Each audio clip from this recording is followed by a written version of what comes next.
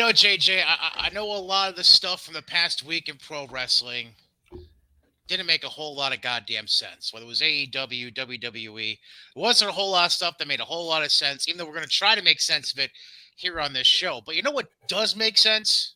What? Trying to sell your car right now because it is a seller's market right now. And that's why peeps should go over to Mohawk Honda in Scotia Glenville to talk with the team there about selling your car or maybe just trading it in because they're willing to not just search their lot to get you the vehicle you want or need. They'll search up and down the entire eastern seaboard to get the job done. Because right now, you might be able to sell your vehicle for more than you paid for it, which means you'll have to pay less money for whatever new vehicle you get in the end. It's basic. The supply chain is still facing challenges because of COVID and everything else. Plus, you factor in the high gas prices. People don't want to ship as much as they used to. This is creating a selling opportunity for you, the customer. And as always, the people at Mohawk Honda will make the buying and selling experience very easy. Whether they talk with our friends, Cars with Kern Svoboda, our boy Trav Landry, Lewis of VIP Man Morales, or just go right to the horse's mouth, go to the leader in charge, the man of the hour, the tower of power, General Manager Greg Johnson. And at Mohawk Honda, Freeman's Bridge Road in Scotia Glenville, they want to buy your car and then maybe even turn you around and get you a new vehicle that fits your budget and your lifestyle at Mohawk Honda, where they always go out of their way to please you. Just like episode 57 of White Heat's about to do. We about to please you like no other wrestling podcast does. And don't get that twisted and don't make that sexual. I'm Brian Katie. That's JJ Alexander. How was your 4th of July holiday weekend, sir? It was decent. Went to two different barbecues, and then had the Lovely. anniversary dinner with the wife in between. Right. I saw the anniversary dinner stuff. So the food tasty, lovely. Yes, food coma. We went to a Mm, Brazilian grill. So, have you ever been to a uh, Brazilian grill? no, I've heard all about it. The whole red light, green light kind of Yes. thing. Yeah. Yeah. Yeah. The one we went to was very nice. They didn't pay attention to the red light, green light because we had. Sometimes they do that. They're like, "Fuck your red. Here's more meat." They're like, that's like they come over and they're like, oh here, oh sorry, didn't see that you had the red one on. We're like, yeah, whatever. It's kind of like the bartender who accidentally overpours you because they like you. Exactly. They gotta love that. So just for warning, this episode, there is a structure to it, but there's a lot of potential up and down the entire rundown for both of us to just go goddamn nutty at certain points. So Yes. bear with us. The only part we might not get so nutty is the very beginning because against all odds from Impact, not a whole lot to get nutty over, but we're just Pretty gonna run of the run mill. through it real quick. Um, Before the official show started, they had Laredo Kid job out to Black Taurus. Okay, sure. Um, and the one part of the pre-show that either Zach Cardona has a lot of swing for no fucking reason at Impact, or they actually realize, oh, we're really debasing Rich Swann by putting him in the digital media title division. Maybe we should get this shitty belt off him and try to prop him up a little bit. So Rich Swann ends up jobbing out and losing the digital media title to Brian Myers. Whatever. I mean, sure, go ahead with that. Run with it. Brian, have fun with it. Good for Have you. fun with the pre-show belt. Yeah, have fun with hitting people with keyboards the rest of your career. All right. That all being said, then against all odds actually went on the air for the Impact Plus crowd, because it was an online only show. Saban and Shelley end up beating Ace Austin and Chris Bay in tag action. Then we get backstage review. Nobody cares. Then knockouts tag match as Deonna Purrazzo and Chelsea Green end up beating Mia Yim and Mickey James. What else we got here? Vincent gets announced as the replacement for PCO. I don't remember why, but okay. I don't know if PCO was injured or couldn't make the show. I don't know. I Not don't sure. know. Mike Bailey successfully defends the X Division title against the former champion Trey Miguel. Mm-hmm. Then we got Rosemary and Taya Valkyrie successfully defend the knockouts tag titles against Tennille Dashwood and Giselle Shaw as Madison Rain looked on. Mm-hmm. And then we have after the match, Rain got involved and it was a 3-on-2 beatdown of the tag champs. But then on the way back, Masha Slamovich gives Tennille Dashwood an envelope. So that's how Masha Slamovich is determining her next opponent. She just gives him an envelope and says, like, Apparently, very Goldberg-esque, like you're. I want to be your problem. Don't. We'll get to a problem. Yeah, we'll get to that later. Then Bailey his interview backstage says he's willing to fight anyone that wants to fight him starting Thursday on Impact. I'm trying to remember who he's booked against Thursday because it's somebody random. I'll look it up when I'm done with this. Okay. Then we get the 10-man tag. Tag champs, the Good Brothers, teaming with America's Most Wanted and Heath against Honor No More, which was represented by Eddie Edwards, Matt Taven, Mike Bennett, Kenny King, and Vincent, replacing PCO. Team Impact wins. With AMW hitting their finisher, the death sentence on King to get the win. Did you happen to see any clips of Chris Harris in this match? No. Yeah, I heard that he lost a little bit of weight. Okay, well, that's a good sign. I mean, as long as he can move, good for him. Yeah. Raj Singh confronts Rich Swann. Whatever. Then we get the Ravens Clockwork Orange House of Fun match that everybody really fucking wanted to see. Steve Macklin ends up getting in the ring disguised as a cameraman, hits a low blow on Sami Callihan, then attacks Sami with a barbed wire baseball bat, which allows reasons. Yeah, I know. Which allows Moose to hit a spear and get the win. So Moose and Sami are 1-1. God only knows the fuck the blow off's gonna be. Because you only did Monsters Ball and Clockwork Orange House of Fun. I don't know what the fuck could be third. Full Metal Mayhem. I'm telling you right now.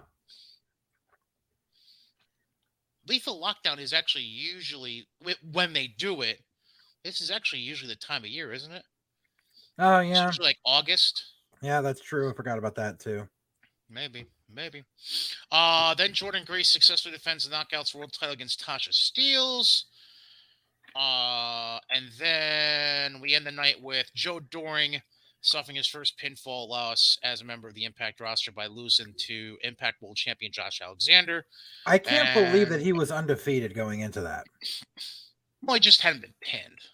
Yeah, I know, but still, like, he's fucking awful. Dude, I got nothing for you. I can't help you. He's a wannabe Stan Hansen that's not quite as good as Stan Hansen. That's all. Mm-hmm. He even has the stupid, like, the stash and the hair going on that Stan had.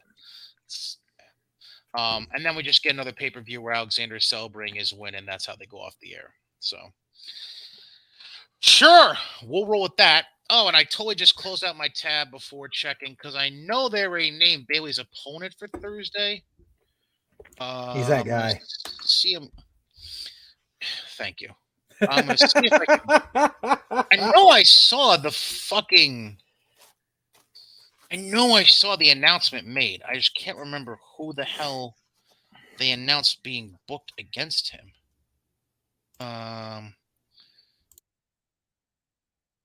They're doing an outdoor show in Chicago next month. Have fun with that. Good for them, I guess. Sure. Hope there's a roof. Cicero Stadium, I think, is where they're doing this. Interesting. Yeah, I don't know. Anyways, yeah, I'm just all right now. One last thing, I'm gonna check Twitter. That's the last thing I'm gonna do, and then if I can't find it, then fuck it all. Whatever. I tried. Sorry, Impact.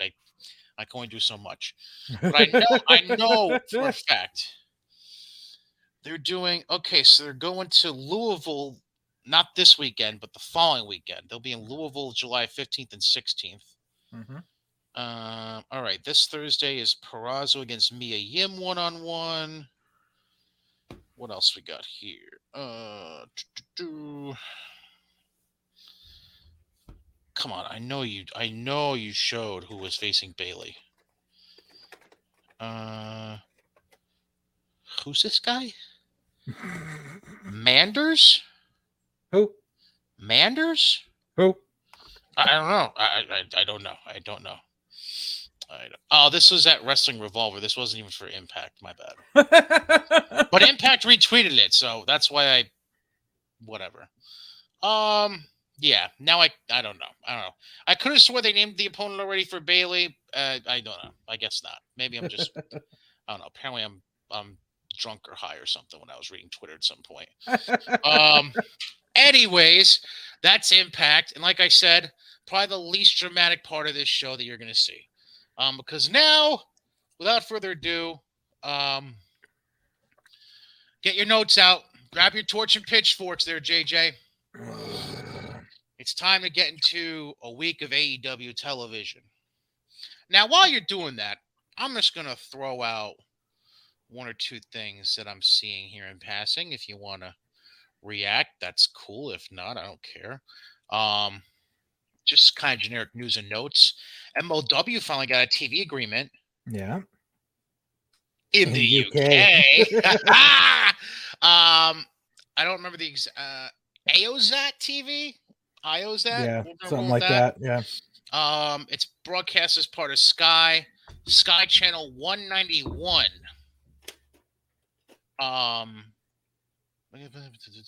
So they're gonna show new episodes of MLW Wednesday nights and then show MLW Classic content Friday nights. Okay. Must be nice. Must be nice. The premiere for them is going to be actually tomorrow night as we're taping this Tuesday, July 5th, which they're going to show stuff from their Philadelphia tapings, which has a trios bout as well as the debut of Jacob Fatu's Samoan SWAT team. Because let's not make a new tag team name. Let's just recycle shit from the 90s. Let's just go ahead and do that. Well, I mean, it's family members, so except so I know it's Jacob Fatu and Lance Onawai, and I'm not sure who the third dude is. You could still be a little more creative. So, I don't know. Maybe I'm just being there. I mean, to be fair, the Samoan SWAT team was the name that they used in fucking UWF, which nobody watched. True.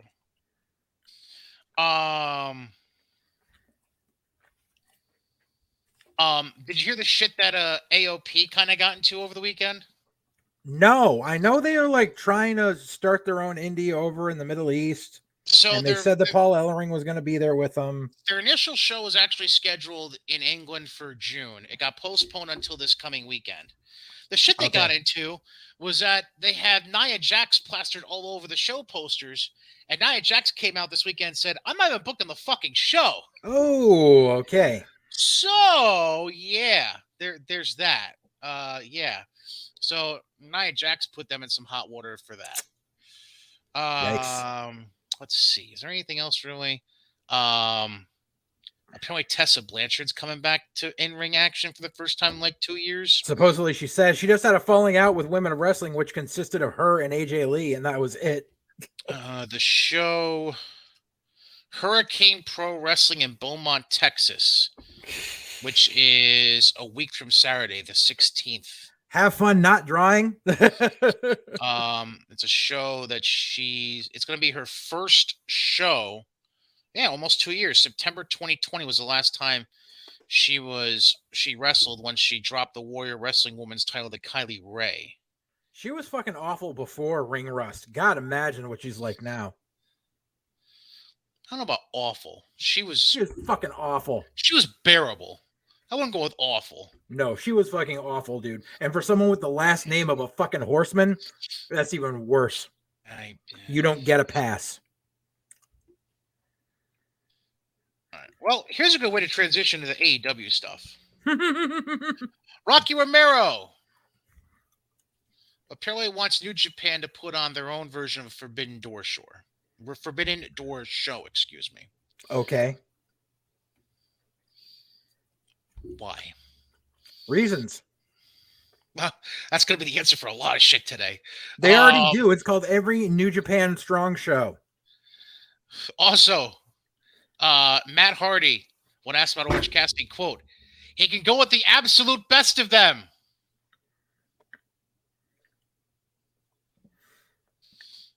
I got nothing. Listen, I'm gonna say this again. I think Jim is a very nice individual. I liked his work as Fire Ant. But I can't take this shit anymore, especially after what we witnessed on fucking Dynamite. by the way, did you know that Strong and New Japan Strong, by the way, is creating a tag team championship? That's nice. They're starting a tournament this week. Yay. Uh, two of the first round matches are going to be taking place. One is Christopher Daniels, and I think this is Red Shoes Kid, if I remember correctly. Shota Umino. Oh, nope, never mind. Uemura. I'm trying to remember who Uemura was. I remember he was on the Forbidden Door card. I can't remember who he is. They're going to be facing Aaron Solo and Nick Comrado from the Factory. The other first round match is West Coast Wrecking Crew, which is Royce Isaacson, Jarrell Nelson, against TMDK, which is Shane Haste and The Mighty Don't Kneel. Yeah. Isn't that TM61? Thought so. Okay. Stupid. All right, moving on. All right, let's actually get to AEW and Ring of Honor shit. First question I have right off the bat happened within 2 minutes into Dynamite. Mm-hmm. The fuck is this new music for Orange Cassidy?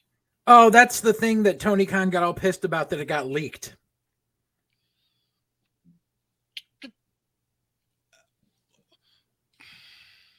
So here's the whole thing. Here's the whole fucking thing. Everyone, apparently, some fucking niche corner of Basement Goblin fucking Central wanted Orange Cassidy to have his entrance music he used on the Indies, which was Jane by Jefferson Starship. Here's the problem. He only used that a handful of times because Orange Cassidy, as I have stated before on this show, was not his usual character.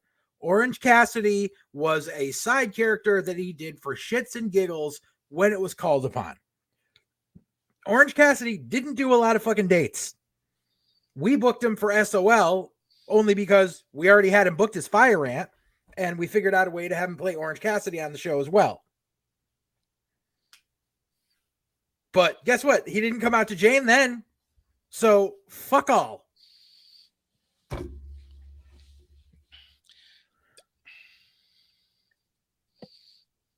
This begs the question: why do people insist on fixing things that ain't broken? Because we got to be indie-rific as indie-rific can be, as was shown by the opening fucking match. Right. As Orange Cassidy won with a power slam. It wasn't even a power slam. It was a fucking body slam. Scoop slam, whatever. Yeah. It was just the whole fucking, I was sitting there going, what the fuck am I watching? Literally, they were trying to do Hogan and Andre. That was the whole thing, was he couldn't get him up for the fucking body slam. Like, dude, you both weigh 150 fucking pounds. Stop it. Well, I'll give you Orange weighing $150 soaking wet. Ethan's more like 220, 230. But anyways, I see your point. Page weighs that much. You don't think Page weighs 220? No. 210. $195. Either way, still, I agree with you. And the shit where he had him up and he was trying to put his hands in his pockets while he was in the fucking gory bomb position. Like, what the fuck am I watching? Like, that was fucking terrible. I'm sorry. And then, like, fucking, like, once again, I see it makes the rounds on fucking line because someone had to clip the fucking Gran Akuma tweeted out that, you know, Orange Cassidy had the entire crowd captivated in a match that ended with a body slam. Akuma, I love you, but shut the fuck up. There's a reason the crowd was captivated, because it was a fucking Basement Goblin fucking AEW crowd. Someone could take a dump in the ring and they would fucking cheer for it. Oh, we saw someone take a dump in the ring. We'll get on that later. Then we get Christian Cage being interviewed for the second week in a row by Tony, this time top of the stage.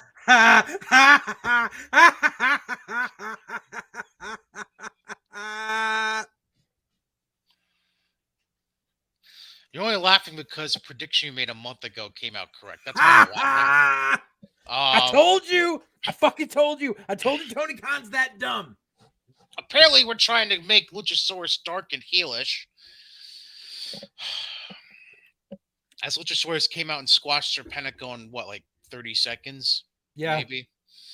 I just love how they bring Christian Cage out for a fucking promo. Serpentico didn't get entrance music and is just sitting in the ring for 5 minutes waiting for fucking Dino Duce to come out and squash him. Yep. Then we get Scorpio Sky and Wardlow backstage in a pre-tape with Tony, in which they set up a street fight for the TNT title this coming week on Dynamite. They haven't touched each other. But right off the bat, let's just make this fucking title match a fucking street fight.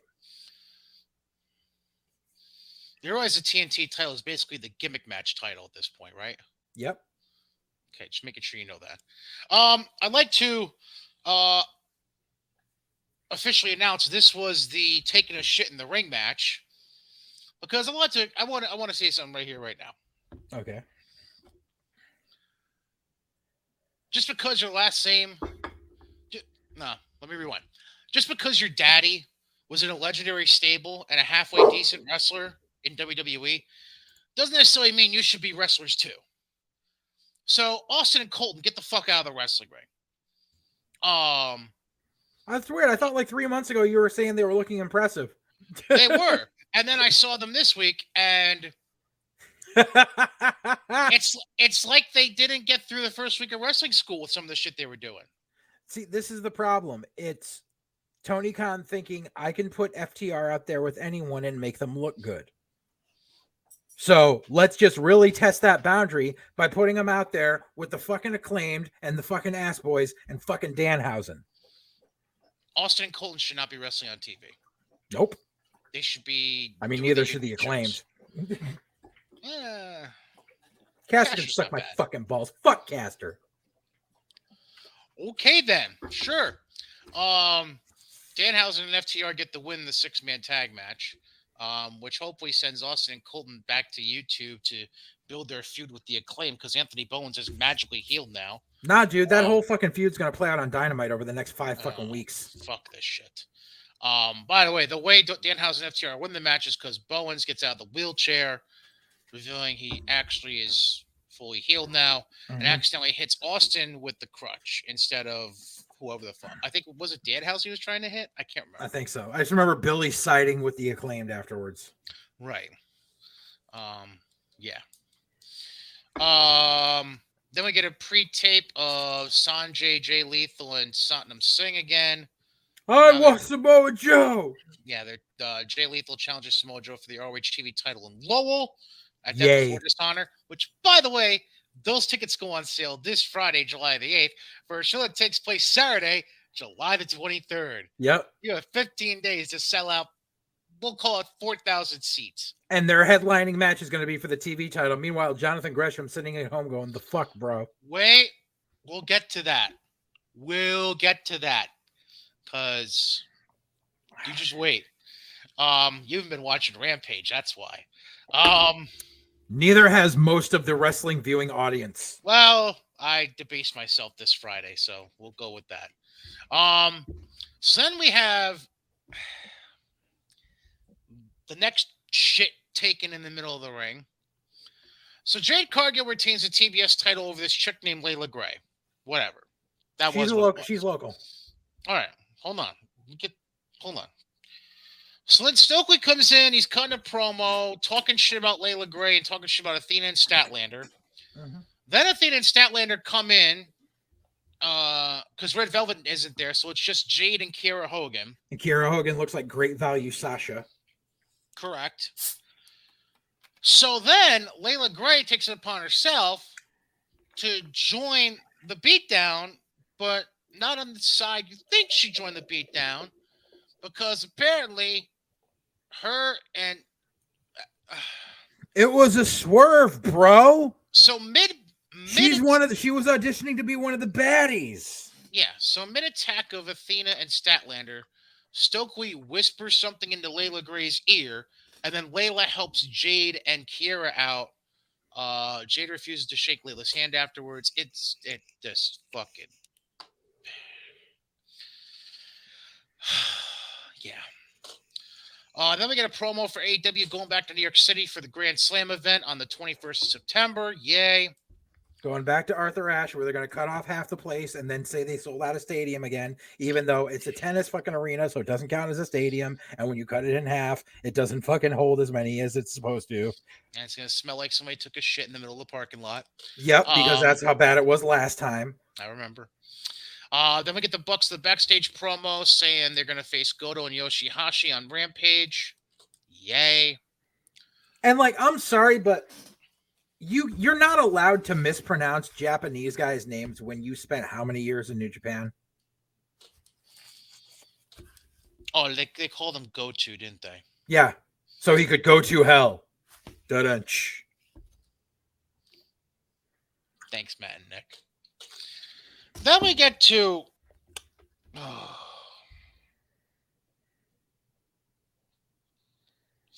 Listen, I understand it was the match you built the whole show around. Blood and Guts did not need an hour. No shit. You don't need 3 minutes between entries once the opening period ends. Like NXT War Games, what do they do? Like 60 seconds or 90 seconds in between each 90, person? I think. Yeah. You can easily cut 10 minutes out of the match, just that alone. Mm-hmm. Then, can somebody explain to me when the fuck this match became 6-on-6 all of a sudden? Reasons. Like, traditionally, if I remember correctly, you can call me wrong if I am. Mm-hmm. War Games, depending on the year, was usually 4-on-4 or 5-on-5, correct? Correct. Usually 5-on-5, sometimes 4-on-4 if they were short on people. Right. Which is ironic because I saw a clip over the weekend of the War Games where it was the Four Horsemen and J.J. Dillon, and J.J. fucked up his shoulder from the Doomsday device. Yep. And just kind of laid there on the apron while Hawk or Animal was kicking. Yep. Oh, that was horrible. But anyways, JJ never wrestled again, I don't think, after that, did he?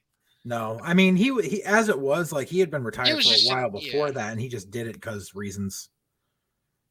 Oh, because didn't they have Ellering in that match too? So it was technically 4-on-4, then they're like, fuck it, put Ellering and JJ in there. Right. They're both retired wrestlers, so yeah.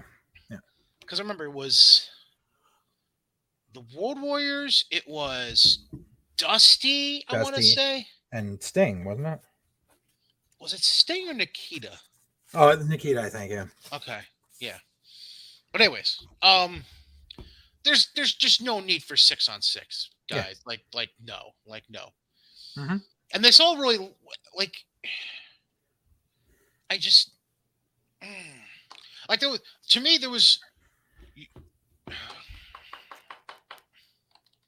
this whole match. Let's just put it this way. Mm-hmm. You basically dressed up an hour-long match that didn't need an hour around 2 people in a 12-person match. Yep. You dressed it around the rising star of Wheeler Yuta, and you dressed it around Claudio. Yep. Mox did Mox things. He did what you expected with the fork and the fucking Kenzan, and yeah. Right. Like, yeah. Eddie and Jericho, you already know about that. But really, until you got to the end of the match when Eddie and Chris and Claudio and what was it? Fuckface Matt Lee? Angelo. Oh, it was Angelo, that's right. And Guevara. Yeah. Until you got to the final 5 to 10 minutes of the match where those 5 got up on the top of the cage, the rest of it beforehand was basically all about showcasing Wheeler and Claudio. Right. And Gaga fucking hardcore spots. Right. Because we have to, tear the stuff off the We have to have Eddie come in and lightly tap everyone with a kendo stick. Yeah. Like, what the fuck was... I love Eddie, but seriously, what the fuck was that? I'll make my way towards Chris. Right. Ding, ding, ding. Right. Poof, you're gay. Poof, you're gay. Poof, you're gay. Poof, you're gay. Pride Month. Thank you. That would have been more entertaining. So here are the comments. Here are the comments I have from the match as I was watching it. Number one, When the fuck did Jericho Appreciation Society become a fucking Broadway show? What the fuck was those outfits? So I'm trying. So it looked like they were trying to go for Clockwork Orange, but at the same time, they were trying to go for boy band and Clockwork Orange at the same time, which does not work. No. Because last year with what the fuck was Jericho's stable last year? The Inner Circle. Remember how they were all in fucking prison jumpsuits? Oh yeah. So they have to have matching outfits. Someone should tell Daniel Garcia, don't wear a red do-rag where you are. Thank you. You took the words right out of my mouth that I was going to say next. Thank you. I'm sure the fucking Bloods would like to have a word with you. How about just Daniel Garcia in a do-rag? Period is a bad look. True. Fuck what color it is. The do-rag in general is not a good look on him. Yeah. All right. So that's the first one I have. Number 2,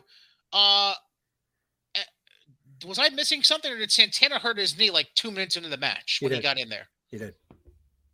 Yet we've heard nothing about it the last 6 days. I've heard that he's going to be out for an undetermined amount of time.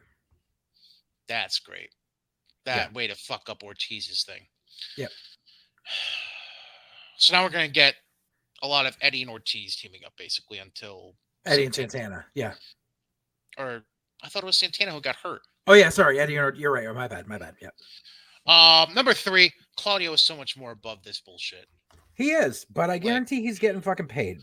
I understand that because you've said the same thing the last 3 to 4 weeks, basically. Not 3 to 4 weeks, but like you said the same thing leading into Forbidden Door, and it's the same thing here. I get he's getting paid whatever absurd amount of money TK was willing to throw at him. Right. But Jesus Christ, Claudio, like I know. I think it's hilarious that there's fucking wannabe dirt sheets out there saying that Claudio went there and took a pay cut. Like, no, Phil, he fucking didn't. No. There's no fucking way he would take a pay cut to go play in the fucking sandbox. No. He would stay home. One note I have that I'd like to say, for a crowd that says that they refuse to watch WWE and hasn't watched WWE in years, there sure were a lot of fucking "We the People" chants the moment Claudio and Hager faced off. Which is funny because although apparently the popularity of WWE has been declining since the Attitude Era. Yeah. WWE is apparently gaining more interest than usual with ticket and merch sales in recent weeks. Yep. Just a heads up. Mm-hmm. Just a heads up. Which is funny because you know who actually explained that? Come on. Was it Meltzer? Yes. So, yeah. Yeah. For example, he mentioned how WWE has strong demand for upcoming shows, including Houston, Madison Square Garden, and of course SummerSlam. Mm-hmm. Duh. Did the WWE? Did you see that there's like some like fucking podcasts and shit that like saying that like basically anything like Kansas or South, any WWE house shows, like they're telling people if you fucking go, AEW is going to come for you because you should be supporting AAA instead. AEW is going to come for you? They're going to come for you. Yep. What are they, the fucking mafia? Yeah, apparently. Okay. Moving on. I already mentioned Mox using broken glass and a fork and the when he brought out the Kenzan, I fucking turned it off. Thank you. He brought out thumbtacks eventually too, by the way. Him and Yuta unveiled thumbtacks. When the crowd started chanting, "We want tables," I was like, are you fucking serious? Like, this match doesn't need it. They were already putting tables in before, whatever. And okay, as far as Wheeler Yuta goes, it's fucking boring as shit when Brock Lesnar does 85 German suplexes in a row, and he's fucking twice my size. You weigh $105. Fucking stop it. You're right. How'd you feel about Jim Ross calling Claudio Cesaro? And this is why Jim Ross needs to just go away. I love you, but oh my God. Yeah, because I turned it back on for the last 2 minutes. I was like, all right, because I shut it off when the Kenzan came out, and I was like, okay, there's 2 minutes left. Let's just go to the finish. So I missed Sammy Guevara doing the fucking landing into the crash pad. Yep. But fuck all. Like, you did the exact same spot during the last Blood and Guts match. Stop it. Just stop it. You're not Mick Foley. This is not fucking Taker versus fucking Mankind Hell in a Cell. We all saw the crash pad underneath the timekeeper's table that had no one sitting at it. Right. I'm trying to think. This is their third one, right? Second. Okay, it is the second one. Yeah. Okay. Yeah. First one was Inner Circle versus Pinnacle. Right. Okay. That's right. I thought there was one before that for some reason. Okay. Okay. So you probably missed this part about how they even got to the top of the cage. This is how. Yeah. They were all there because reasons. So this is how they get to the top of the cage, in case anybody missed it. So Ty Conti, in her wonderfully slutty dress she was wearing, made her way around from where she was standing 90% of the match, which was opposite the entrance ramp, yeah. She went to entrance ramp side, so left side of hard cam, basically. Takes out the referee in charge of holding the key to the cage, steals the key, unlocks the cage, and then in the midst of her unlocking the cage for reasons, and the way they explained it was she's friends with a few of the people for the Blackpool Combat Club. Ruby fucking Soho shows up and takes out Ty Conti?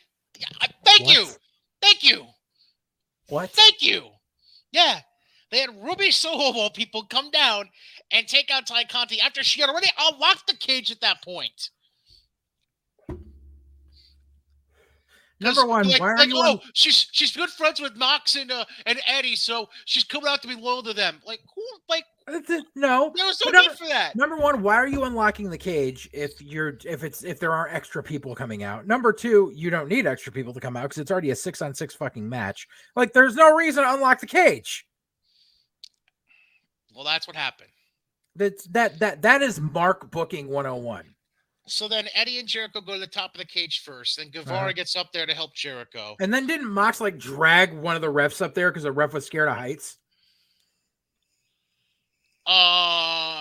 Bryce Remsburg, yes. Yeah. At the end of the show when they were raising their hands for victory. For reasons.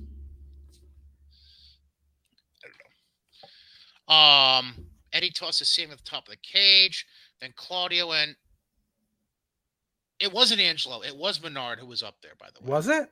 Yeah, it was Fatty Matt. I remember that. Oh, okay. I couldn't tell because Eddie was blocking him on the fucking hard cam side. And Matt and Angelo were both fucking a mess. Yeah. Angelo more so than Matt. Like you saw Angelo. Too much. TBS though. Yeah. Claudio puts Menard in the sharpshooter. He taps out. Eddie's upset that the match ended because he wanted to do more damage to Jericho. Well, he wanted Jericho to tap out to that fucking stump puller thing he had on him. Because he made Jericho tap out to that before. Which, who fucking cares? You won the match. Who cares? You won the fucking match. Like, that is the once again, Mark fucking booking. It was their subtle way of trying to make it look like they were going to have Eddie Claudio do something down the road. Yeah, because God, how much did they shove down people's throats? Eddie and Claudio hate each other. Like, no, they fucking don't. Like, I'm sorry, but Eddie may have said some shit about Claudio back in the day. Eddie and Claudio are fucking boys. Like they were trainers together at the fucking Chikara Wrestle Factory. Right. Like and fucking like. And Eddie's not a grudge holding guy when it comes to shit like that. Like, just stop trying to push the narrative. It's not working. Well, they didn't. They pushed the narrative of Forbidden Door, and they were doing it subtly again at the end of Dynamite. Until they fucking hugged afterwards. More of a half hug, but yeah. They bones it out, and then they fucking hugged, and then everyone raised their fucking hands. They were all. Never mind. Yeah, sure. So we get to Rampage, which I'm assuming you didn't watch, correct? Neither did half the people in attendance. Fair. That's why you shouldn't fucking tape Rampage at the same night as you tape Dynamite. Well, at least not for shows like this. which means they still had 2 rings together. Mm-hmm. So the way they executed Royal Rampage, as Was they they ripped coined, off World War III? which is what they coined their battle royal. Because apparently the only way to name a number 1 contender for the AEW title at this point anymore is just a fucking battle royal or a tournament. Right. Thank you. They decided to go with World War III would be the best way to do it. They did. They coined they coined the ring nearest the entranceway the red ring, and the ring furthest away the blue ring. And they eventually had 10 Really? guys. No, seriously, that's how. And when each person came out, the lower third said like red number 8, and then whoever it was. They couldn't pick 2 other colors. No. I know what you're saying. I know what you're getting at again. Thank you. We don't need to bring that up. Could have very well been yellow and purple. Shut up. Shut up. I know what you're getting at, Mr. Durag.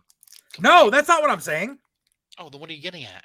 Oh, Raw and SmackDown, jackass. Yeah. All right. I was still stuck on the Durag comment you made earlier. Sorry. Blood to the Cribs, baby. Let's go at it. Listen, hey. At least it was relevant what I was thinking, okay? It wasn't something totally random. So eventually each ring got 10 guys that entered. You had to win your ring, and then whoever won their respective rings eventually face each other, and it was still over the top at that point until there was a winner. So, that happened. Eventually comes down to Brody King, who won the blue ring against Darby Allin, who won the red ring. No, excuse me. Brody won the red ring. Darby won the blue ring, even though when it was down to 3 in that ring, it was him, Blade, and Butcher. Because sure, let's make Blade and Butcher look like shit more and more every time. Essentially, Brody ring chokes out Darby while they're both on the apron and haven't been over the top rope. And then he just lets go of Darby and he falls to the ground. Yep. And now Brody King is number 1 contender against a title shot this coming week on Dynamite against Moxley. Because God forbid we actually take a breather in between the time the guy gets named number 1 contender in the actual match. Right. And also, I don't have anything against Brody King. I liked him when he was in Ring of Honor. But there's no point in this. We know Mox is going to win. Why are you going to have the lackey into How to Black go against the champion and not How to Black and not fucking Malachi Black, who's literally had nothing good to do? So he jobbed out in the fucking Atlantic fucking not knowing geography tournament, and now now his lackey is going to get the fucking title shot. Japan is in the Atlantic Ocean. Oh, you see Pac's having his first fucking defense of that shit. Wait, what? Pac's already has his first championship defense of the AEW Atlantic title scheduled. Where? In the UK for Rev Pro against Shota Umino. So this brand new title that AEW just fucking introduced isn't even being defended. Is going to be defended on a second-rate indie in fucking the UK against a Japanese guy.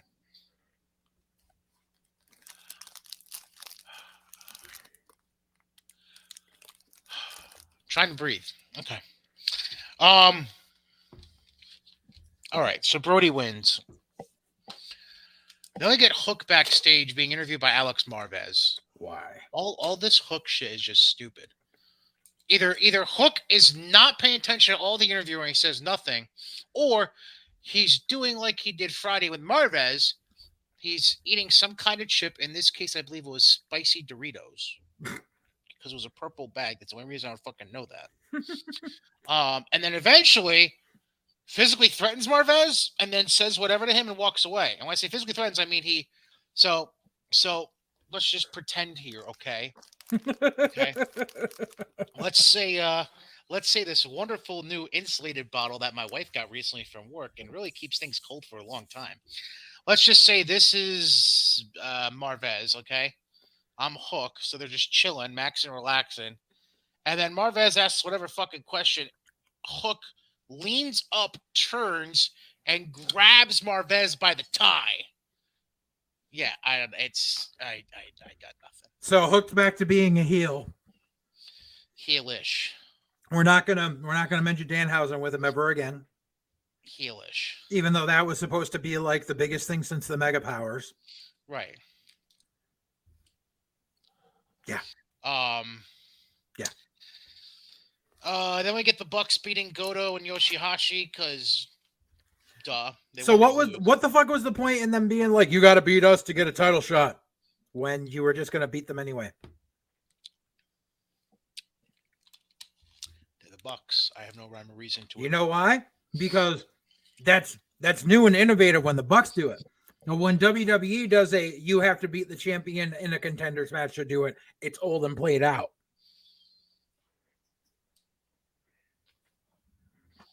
Sure. Then, because you mentioned him earlier, this is where it comes into play. So Jonathan Gresham was on Rampage not just this past week, but also the week before. Now, I didn't watch Rampage the week before, so I didn't know this. So, for whatever reason, Gresham and Lee Moriarty were being interviewed the previous week. And Tully shows up mid-interview. And with Tully Blanchard Enterprises, with fucking gassed out Brian Cage, and not a Samoan in them. He was wearing the TBE jacket, but he didn't have anyone with him. Okay. And I guess he must have challenged Gresham and Moriarty. Because the whole purpose of the package that Gresham was in this past week on Rampage was him and Tully commenting about the tag match coming up this coming week on Rampage with Gresham teaming with Lee Moriarty against Gates of Agony, the tag team that was with... Yeah. I think it's what you were talking about. Yeah, one of them is... So I'm trying to remember who's actually in the Gates of Agony. One of them was one of the guys that was in Shane Taylor's stable. Right. He was the guy that didn't look like the other three. Correct. And I forget who else was it. Yeah. There it is right there. Gates of Agony. Just trying to pull up who they are real quick, what their actual names are. Toa, Leona, and Khan. Yeah, Toa Leona was the one that was in Shane Taylor Promotions. Correct. So that's the tag team. So that's who they're gonna have face Gresham and Moriarty this coming week on Rampage. But Gresham also made mention during that package about how he's sick of not being included in the conversation of best technical wrestler because he's the Ring of Honor World Champion, and he's about now it's time to change that. But I don't fucking know. I don't know. Now watch. They're going to make it a three-way for all the titles. It's not what I was going to say. Oh. The shot that I was going to call is watch. This tag match is somehow, some way, in some weird, warped fucking mindset of Tony Khan, is going to lead to Brian Cage getting a shot at Jonathan Gresham at Death Before Dishonor. I don't think it's going to be Cage and Jonathan Gresham. I think they're going to put Gresham in with fucking Joe and Lethal and unify the fucking belts. Even though they've had Jay Lethal calling out Joe for... Wait, that wouldn't unify the belts. He still have Wheeler Yuta out there. Just unify the fucking TV title and the Ring of Honor title. Oh, great. So they're going to put the title on Joe and then bye-bye Joe, Jonathan Gresham. That's exactly. Nice. That's fucking nice. That's real fucking nice. Yep. That's a nice way to treat one of the best technical wrestlers in the world. Fuck you. Goodbye. Thanks for the belt. Yep. If that's what ends up happening, I'm going to lose my fucking shit. Be prepared. I mean, look at it this way. Since Tony Khan says I bought Ring of Honor and they had the Ring of Honor show Mania weekend, how often has Jonathan Gresham wrestled on AEW? No, you're right. Once. I'm not disputing that, but it's...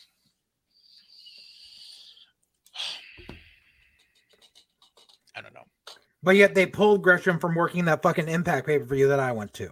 Correct. So here's an interesting way to end things.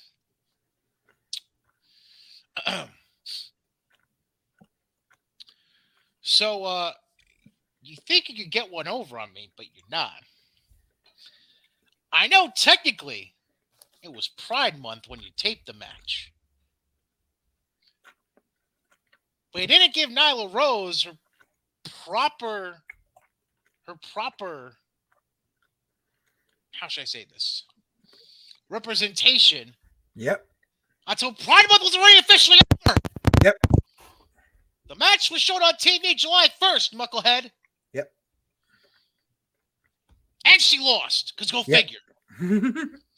Because apparently, Nyla Storm went from the first ever AEW Women's World Champion to being the person that loses to every other Women's World Champion and every other WWE reject that comes into AEW. Yep. Toni Storm beat Nyla Rose, by the way. That's what I'm getting at. Mm-hmm. And then Marina Shafir, who was ringside, apparently is besties with Nyla Rose now. Yep. Because Vicky Guerrero's nowhere to be seen anymore, apparently. I don't fucking know. Shafir jumps in to attack Toni Storm. Then Thunder Rosa comes out because apparently she's Toni Storm's bestie, even though they just wrestle each other at Forbidden Door. And Thunder Rosa chases them off, and now we're going to have a tag match this week. Correct. Yeah, because Tony and Thunder already have a fucking tag team name. Oh, Thunderstorm. That's right. Yep. Real fucking original. Yep. Real fucking original. Mark booking, baby. Cute. Real fucking cute. No, he's stuck on YouTube with Camarado and Solo and a Go-Go.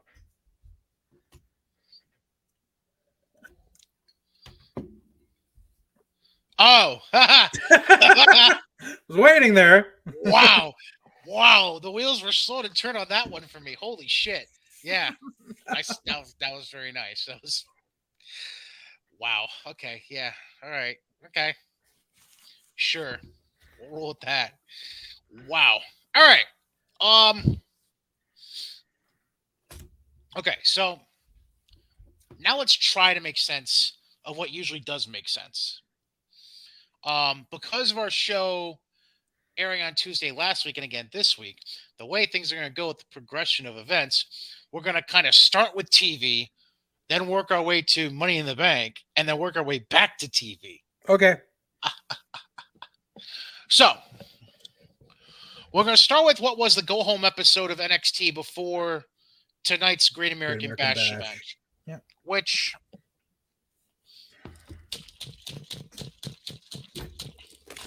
it's the end of the bullshit.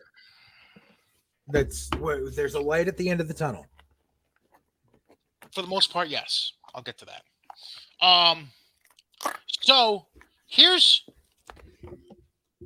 I'm banging my head mostly because the first entire match. This isn't the movie The Wrestler. We don't need to be fucking singing that song. Would drive you mad. So this entire first match and the stipulation around it, you basically again made something completely fucking worthless. Let me rewind and explain. When Io and Kaylee Ray, was it, won the Dusty Cup? Yeah. Instead of going for a tag title match, they both went for the women's title. Right. Now, you have Roxanne Perez win the breakout tournament. Made it look like she was cashing in for a tag title shot instead. But you still put them in a number one contenders match and have them win it. So now they're getting a tag title shot without Perez ever having to cash in the contract. Exactly. What? So that way, if they lose, she can either decide to get a rematch or she can decide to go after Mandy Rose. Oh my God. Now, I'm not saying that Katana and Kaden are better options as tag team title opponents. I'm not necessarily saying that. What I'm saying is you are creating a clusterfuck out of a situation you didn't have to create a clusterfuck out of. You could have just said... the whole Kaden and Katana thing could have waited until the NXT after Great American Bash, where maybe you had Perez and what's her face, skater girl, not a skater boy, she's a skater girl. Cora Jade. Yeah, thank you. You could have had them pissing and moaning the Toxic Attraction, the NXT after Great American Bash, and then had Caden and Katana get physically involved and all that shit. Yeah. But no. Let's just put it out there that Roxanne wants to cash the contract, and it's just fuck me sideways, man. This is all a result. Classic misdirection, is what it is. Right. It's classic misdirection. This is all a result of Pritchard not knowing how to book on the fly, because we all know that originally Pritchard had ass bitch booked to fucking win the breakout tournament, and then she got fucking hurt.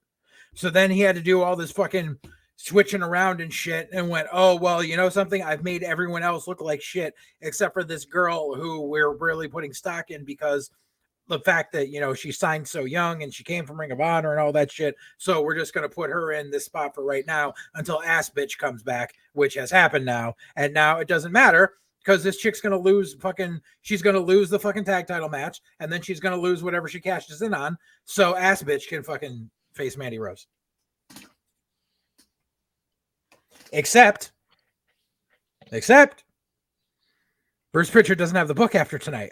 So ass bitch is not going to get that title shot anyways.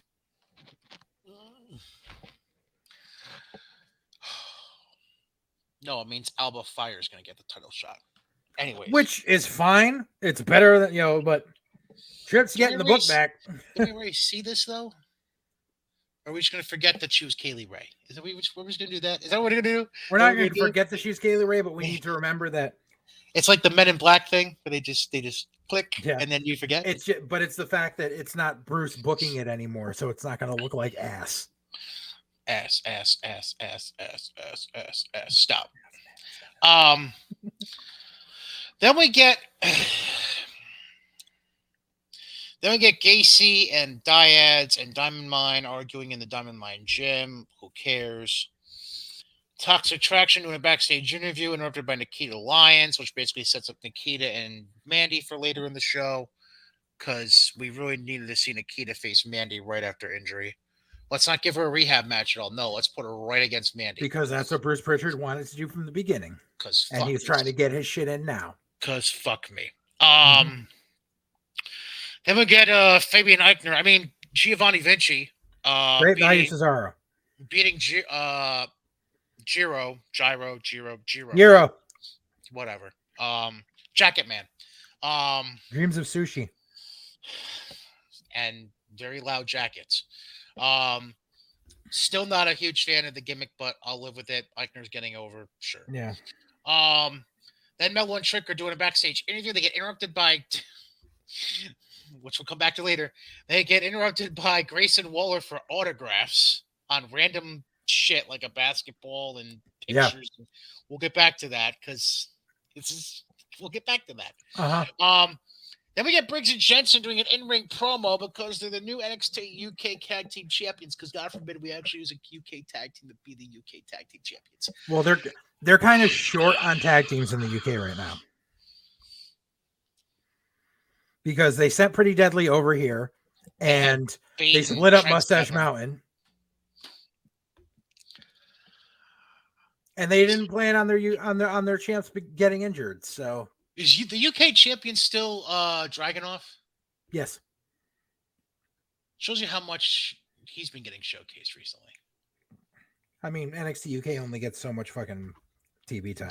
They still have the Heritage. Who has the Heritage Cup right now? Oh shit. It's not A-Kid. Yeah, no, A-Kid dropped it so he could come over here. I forget who he dropped. You see how well that worked out. Yeah. Not Nathan Frazier. No, I forget who has it right now. Notice a trend of what I'm saying here. Not Jordan Devlin. I mean, to be fair, I haven't watched NXT UK in a bit. Neither have I. So then Briggs Jensen get interrupted by Pretty Deadly. They take out Pretty Deadly, whatever. Then we get a package about Braun Breaker talking about the Great American Bash the next week. Then Kiana James beats Indy Hartwell, because sure. That's going to be a huge rivalry. Mark Coffey is the current Heritage Cup winner. Oh, okay. All right. He won it. He just won it like 2 weeks ago. He beat Noam Dar for it. Noam Dar is still around. Wow. Yeah.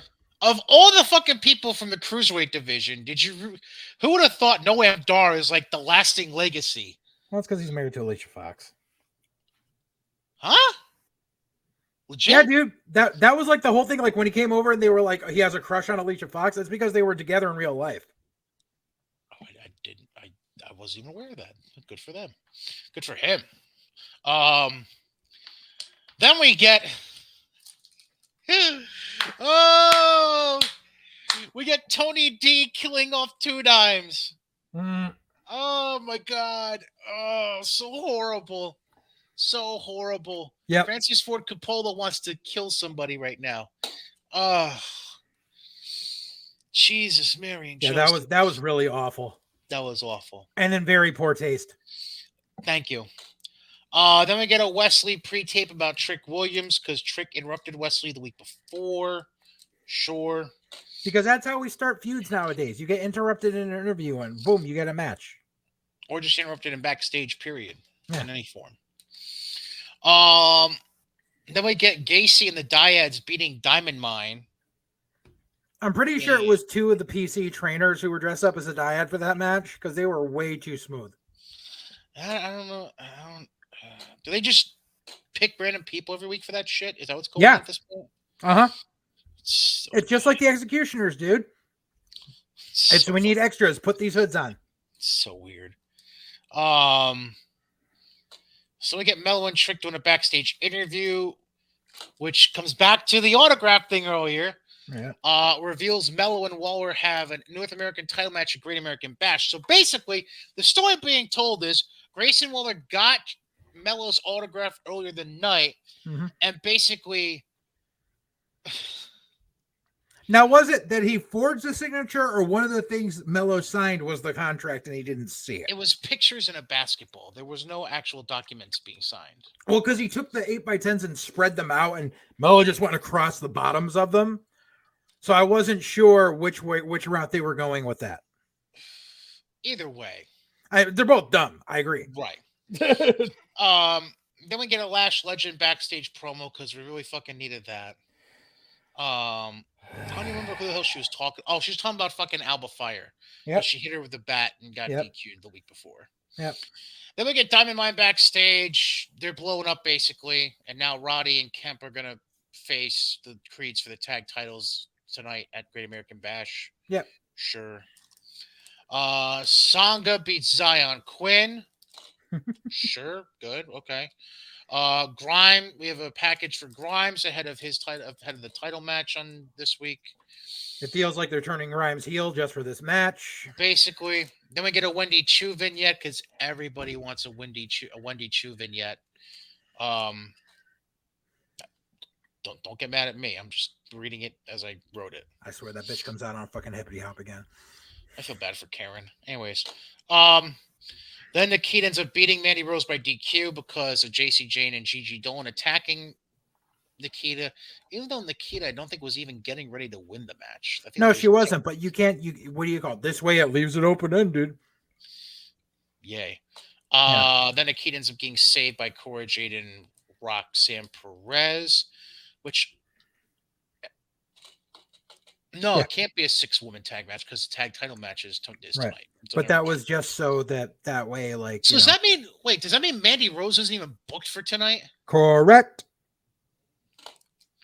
Brain damage. Unless Ass Bitch comes out and knocks out Mandy Rose. No. And then Cora Jade cashes, or what do you call it? Roxy cashes in her shit. No. What? You don't want to see Roxy win the women's title? No, I just don't want to see Ass Bitch on my TV tonight. Well, me neither, but that's probably what's going to happen. Why don't they just do the Lash Legend Nikita Lyons blow off they haven't done in the 2 months? Because there's a reason Nikita Lyons is hurt, and it's because Lash Legend and her are both green as fucking hurt each other. Good, let them hurt each other.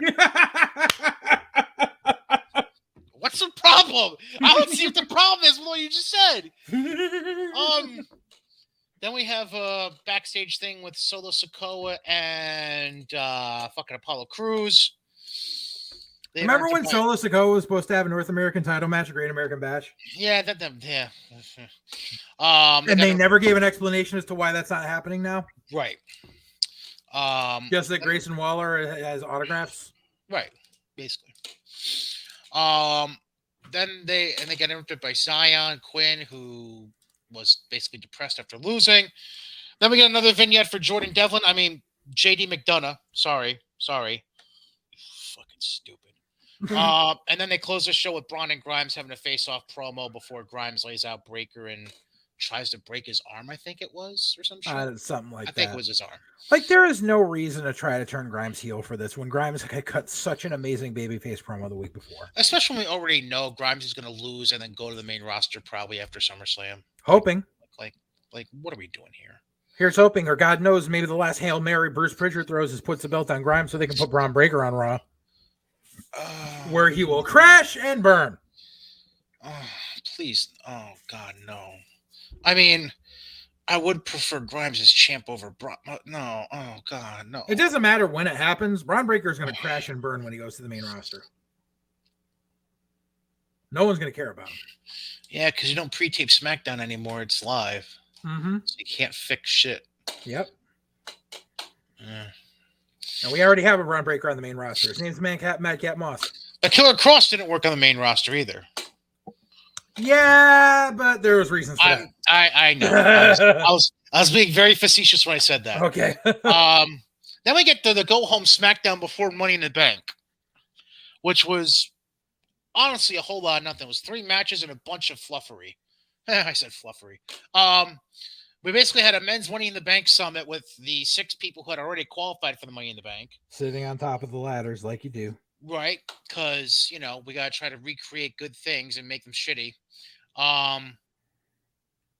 Remember the one time that segment was actually good when they had Jericho and Punk sitting on ladders? 2016. Yeah, I remember that too. Yeah, the good old days. Then Corbin wins a Battle Royal because the Battle Royal was for whatever, I guess. Then Natalya. Then Corbin does a backstage interview. Then Natalya does a backstage interview. We're not even at the fucking pay-per-view yet, and you're playing the song already? Then we get a New Day in-ring promo, thinking that they're going to have a tag match against the Viking Raiders. The new vicious Viking Raiders, by the way, who all they did was put on fucking face paint and got fucking war shields from the Viking era. Yay, now they're new and vicious. Now they got Money in the Bank. Great. Now we're basically taking steps towards making them look like fucking, oh, God. Oh, fuck. What was the tag team? The Ascension. That's what I said. Oh, good. Thank you. I said the Ascension, and then you kept going, so I said Demolition, and then you said the Ascension. Oh, you were right. I didn't hear you say Ascension. My bad. And Viking Raiders lay them out again, so no match. Great. Then Pierce books a fatal 4-way to figure out the last spot for men's Money in the Bank at the end of the night. Then we get Liv, Asuka, and Alexa Bliss beating Raquel, Shotzi, and Lacey in a Raw versus SmackDown 6-woman tag, because that's as creative as they get when it comes to the women's Money in the Bank pre-whatever. Mm-hmm. Then we get Sonya Deville and Adam Pearce backstage. Sonya saying something about how she went to the board. Something about the handicap match she was in before, and then she slapped Adam Pearce. Good for her. Whatever. Mm-hmm. Then we get an Usos and Street Profits AMA segment with Kayla Braxton, which lasted all 2 questions. Yay. Mm-hmm.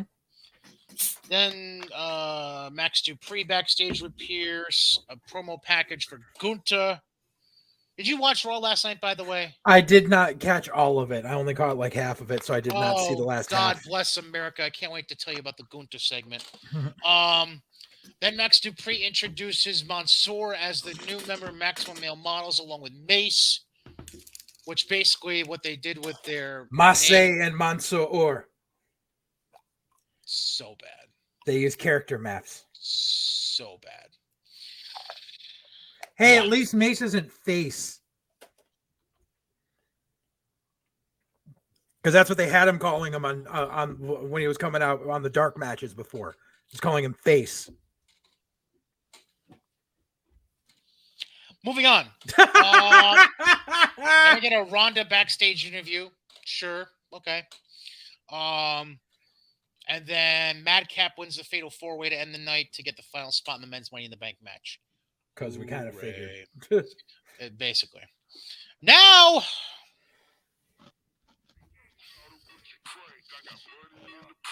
Thank you. I don't even remember who the hell sang that. I just remember the song. Who sang that? Lil Scrappy with Young Buck G Unit. Thank you very much. Thank you for only playing 10 seconds of that song because I don't feel like getting this video pulled from YouTube. Anyways, some Money in the Bank. So I want to get this straight. We have Asuka. We have Becky. We have Alexa Bliss. Hell, we have Shotzi, but we're going to put the briefcase in the hands of Liv Morgan. Yep. Because that's what the children want. Yep. Because we know damn well it's not the men or women demographic that wanted that. Mm-hmm. It's the children. Or, hold on. Correction. It's what Stephanie wanted, maybe. No, that's what Vince wanted. Liv Morgan is your atypical Vince McMahon diva. Minus boobs. And still kind of, but... Although he was a Stacy Keibler fan, so... Exactly. Fair. And, like... That was not meant to be a demeaning comment, by the way. I know, so I know. Let's not twist that, people. Basement Goblins. Don't twist what I just fucking said. Right. I'm just saying Vince loved puppies. I know a lot of people are like, oh, Liv deserves it, blah, blah, blah. It's like, Liv is a perennial mid-carder. Like, if she was going to be a breakout star, she would have been already. Sadly, what has happened is the women's Money in the Bank match has been used as a placeholder to put transitional champions in. Look at what they did. Look exactly. Look at Nikki Cross last year. She won the fucking belt. And that's the thing. That's the other trend that happens is I think 3 of the last 4 women's Money in the Bank winners cashed in either that night or within 48 hours and then won the belt and then held the belt for like 3 weeks and then dropped it to someone else. Let's think about this. 2020 was Asuka. She had the belt handed to her because Becky went on maternity leave. Yeah. Right. Thank you. I was trying to think of the other word. I thought pregnancy. Yeah. Last year we just mentioned Nikki. This year was Liv, and we'll get to what happened later in the show in a little bit. Right. And 2019 was Alexa Bliss. Was it 19 or I thought 18 was Alexa? I thought 19 was Carmella and all that bullshit. No, Carmella was the first Money in the Bank winner. Okay. So 19 was Alexa, and she cashed in that night. Right, because it was the Nia Jax, Ronda Rousey bullshit. Right. Yeah, because when Carmella cashed in, remember, it was that whole thing of how she didn't really get it. So then they redid the women's Money in the Bank match that week on SmackDown, and then she won it again. James Ellsworth. That's right. Yeah. Wow. That's a name for the past. Okay, go ahead. It's the name for the sex offender registry. Listen, that was 2017, right? Yeah. 2017. That's right. 2017, 2018. 2018. So 2018 was Alexa Bliss. Oh, okay. 2017 was Carmella. Who the hell was 2019 then? Hold on. 2019.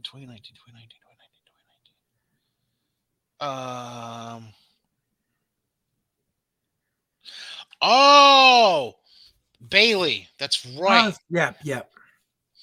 How did we? Yeah, I mean, Bailey's been forgettable because she hasn't been on TV in like a year. Yeah, I forgot about that. Yeah, Bailey. Yep.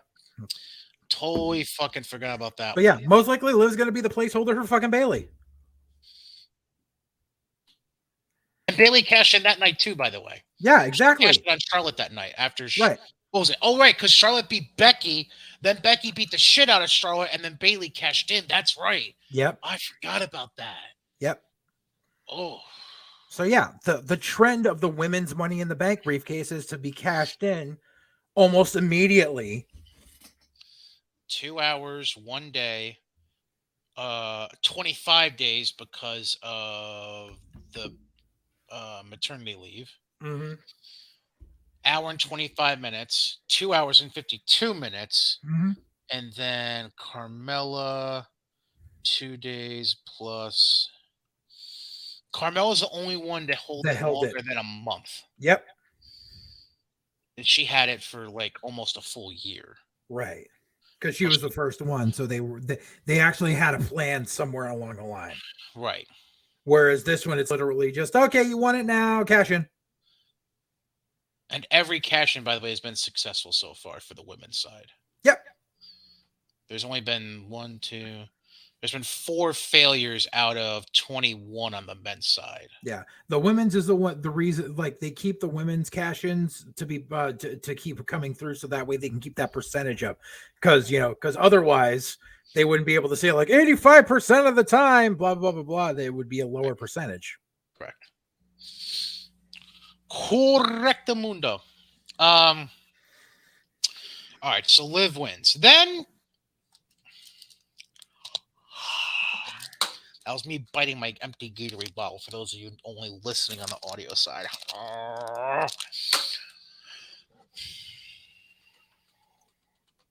So Lashley is your top champion on Raw now. Yep.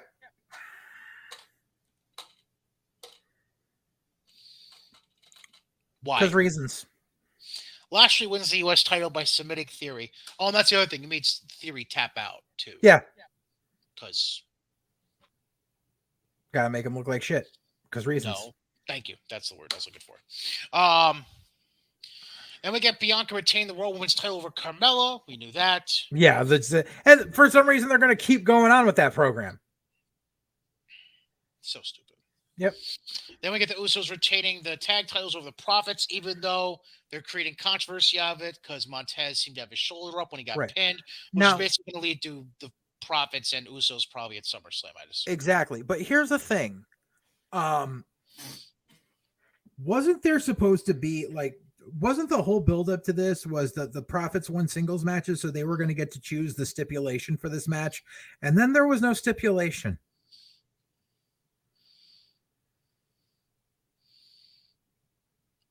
Didn't Angelo lose his match though? Was that the match where they had? I think Angelo lost his match, so if they split, why would there be a stipulation named? I know Montez won his match. I could have sworn that somewhere along the line it was whoever won this match gets to choose a stipulation for the match, and then it was just a regular ass match. If that was the case, either way, it was still a split between the two singles matches. So okay, I got nothing. Yeah, I got nothing either. Then we get to what we were talking about a moment ago. Ronda retains the SmackDown Women's title over Natalya. Favoring her right leg, though, because of the sharpshooter that Natalya had Ronda in before Ronda got the win with... Was it the armbar? Did she win with an armbar? I can't remember. Was it an armbar? It might have been an armbar. I don't know. I was nodding off. I think it was an armbar. I think she got her... I think she somehow got her in an armbar while still kind of in the... I don't fucking remember what it was. Anyways, Ronda won. That's all you need to know. Ronda won and retained. She's obviously she's got an injured leg. Oh, I try to use my strong leg. Then Liv comes out, cashes in, which turns into this is the entirety of the 30-second match. Bell rings. Liv charges for a front kick to the stomach. Ronda catches foot, puts Liv into ankle lock, loses the ankle lock, puts it back on Liv, and then Ronda basically loses the ankle lock again, and because Liv kicks out the bad knee on Ronda, and then Liv gets a roll up for the win. Liv gets a roll up while Ronda's clearly under the ropes. Was she under the ropes? Pretty much. Well, I mean, that's kind of on Ronda for taking a shitty roll up, honestly. The whole thing was shitty. It was very unassuming, let's put it that way. Which is funny, by the way, because when Liv was interviewed after winning the briefcase, do you know what she said an hour before she came out to cash it in? What? She said WrestleMania 39 sounds pretty good. Okay. So one of these things is not like the other. Yeah. Charlie Red String. Like, I'm sorry, but Liv Morgan's not. She, like I said, she's a mid carder at best. She's not a main eventer. Oh, like, shit gets worse though. I know. Then we end the night with the men's Money in the Bank ladder match, but that's not the problem. What's the problem, JJ? What happens before the match starts? They just added an 8th person for no particular reason. Yep. Adam Pearce comes out and says, hold on a minute. We have a last-minute entrant into this match. Now, obviously, well, maybe not so obviously, Basement Goblin 101 would be, oh my God, Brock has been seen in Nashville this weekend. Oh my God, it's Brock. Oh my God, it's Brock. Oh, is that what they were saying? I thought they were saying Cena. Huh? That's what they were saying. I thought they were saying Cena. Well, all the reports out of Nashville on Friday were that Brock was seen around Nashville the last few days. Oh, but I mean, what would be the point? Brock already has a fucking title match at SummerSlam. Thank you very much.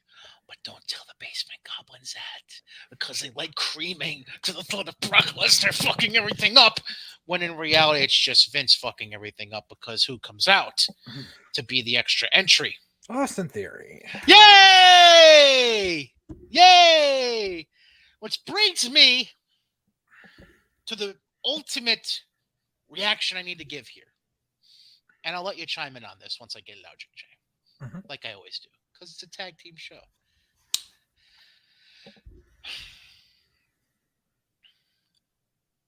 They are essentially doing with Austin Theory as a heel what they were doing with Roman Reigns pre-WrestleMania 31.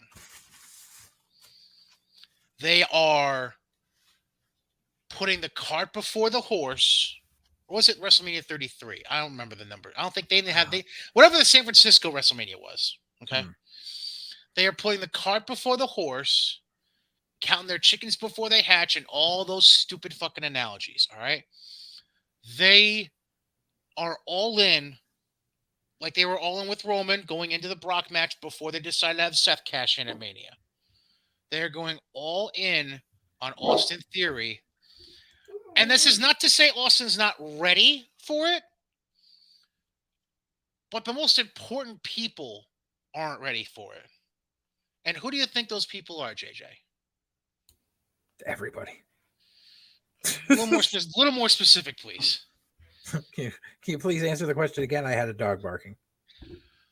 The most important people that need to be ready for something like this aren't ready for Austin Theory to be anointed, essentially. Who would those people be? I would say the whole main event picture in general, just and the office. And the fans. Oh yeah, that's true. The fans are not ready for Austin Theory. And again, like I said, this is not an indictment on Austin Theory. We both agree he has the talent. We both agree he has the mic skills. We both agree that he has all of it. But when you have so many other clear-cut options and directions for what you can do to get to, I'd argue, WrestleMania 40, like there's enough able bodies to get you to WrestleMania 40, wherever the fuck that's going to be. Because we know 39 is going to be in Hollywood in April. Wherever the fuck WrestleMania 40 is, that, to me, is where you could crown him. Instead, you're fast-forwarding the whole picture 18 months because Big E's hurt and Cody's hurt. So now here comes the issue. Because you have Theory constantly teasing the Brock and Roman thing. The question becomes, is this misdirection, or are they really going to fuck this up more than they already have? I think this is all misdirection. My comparison is more I don't think they're trying to push him like Roman. I feel like they're trying to push him like they did Randy Orton back in the day. I think that no matter what happens, Theory is going to be an unsuccessful cash-in. I think that's that's the other reason they had the women's title, the women's Money in the Bank fucking cash in successful again this year, was because that way, when Theory doesn't cash in, the percentage stays high. Because I don't, he's not ready for it, and I love Austin Theory. I especially like having him still chase after the U.S. title at SummerSlam. Like, if you won the fucking briefcase, your eyes should not be on the mid-card title anymore. That's just how it goes.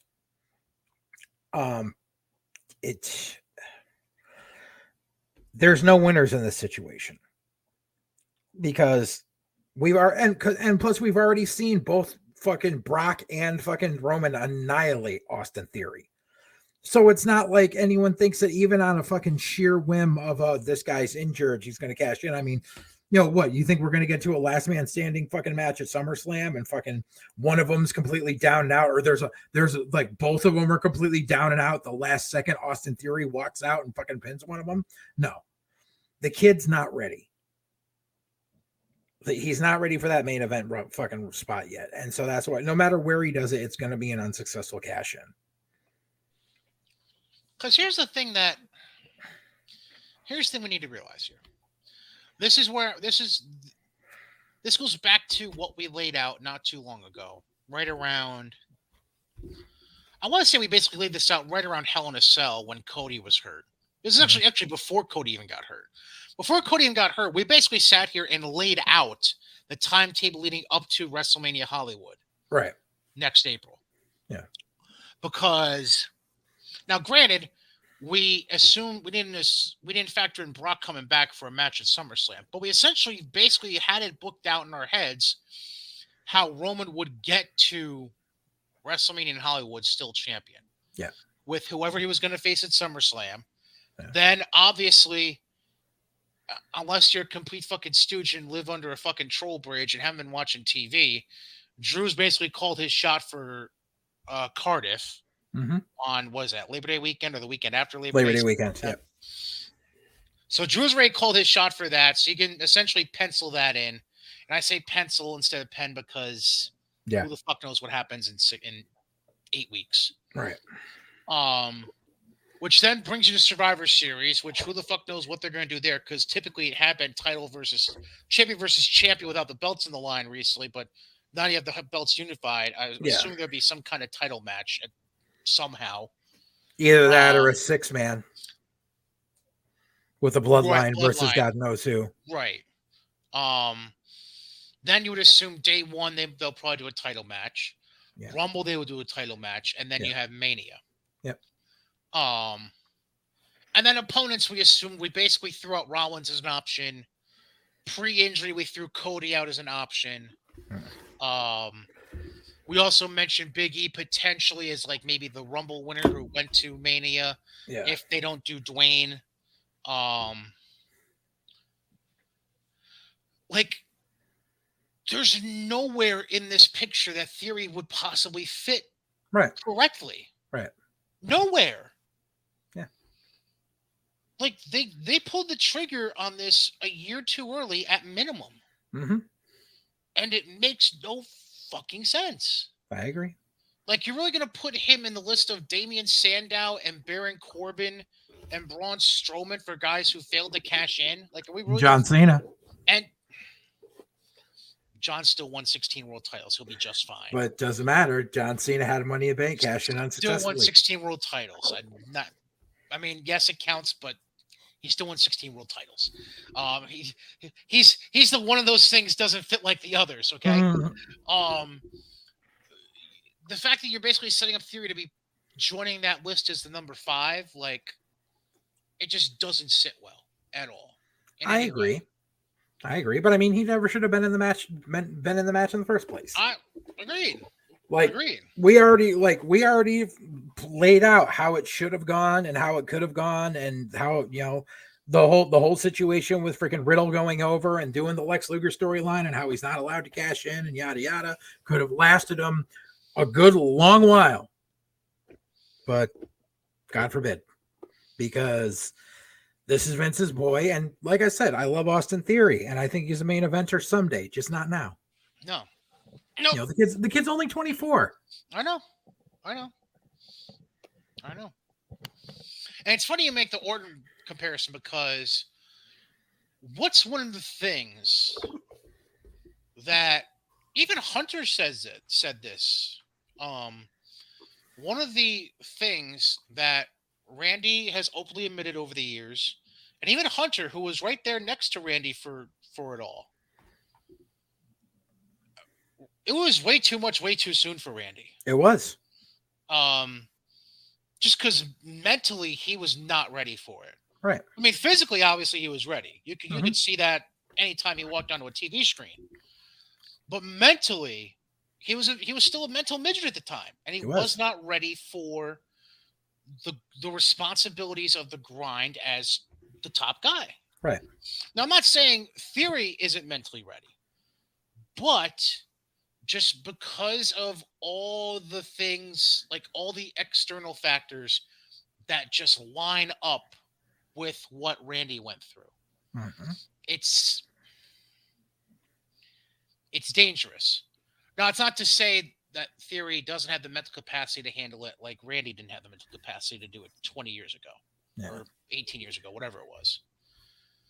It's just, you'd think you'd learn from past mistakes about how to carry out your business and make certain decisions involving your booking.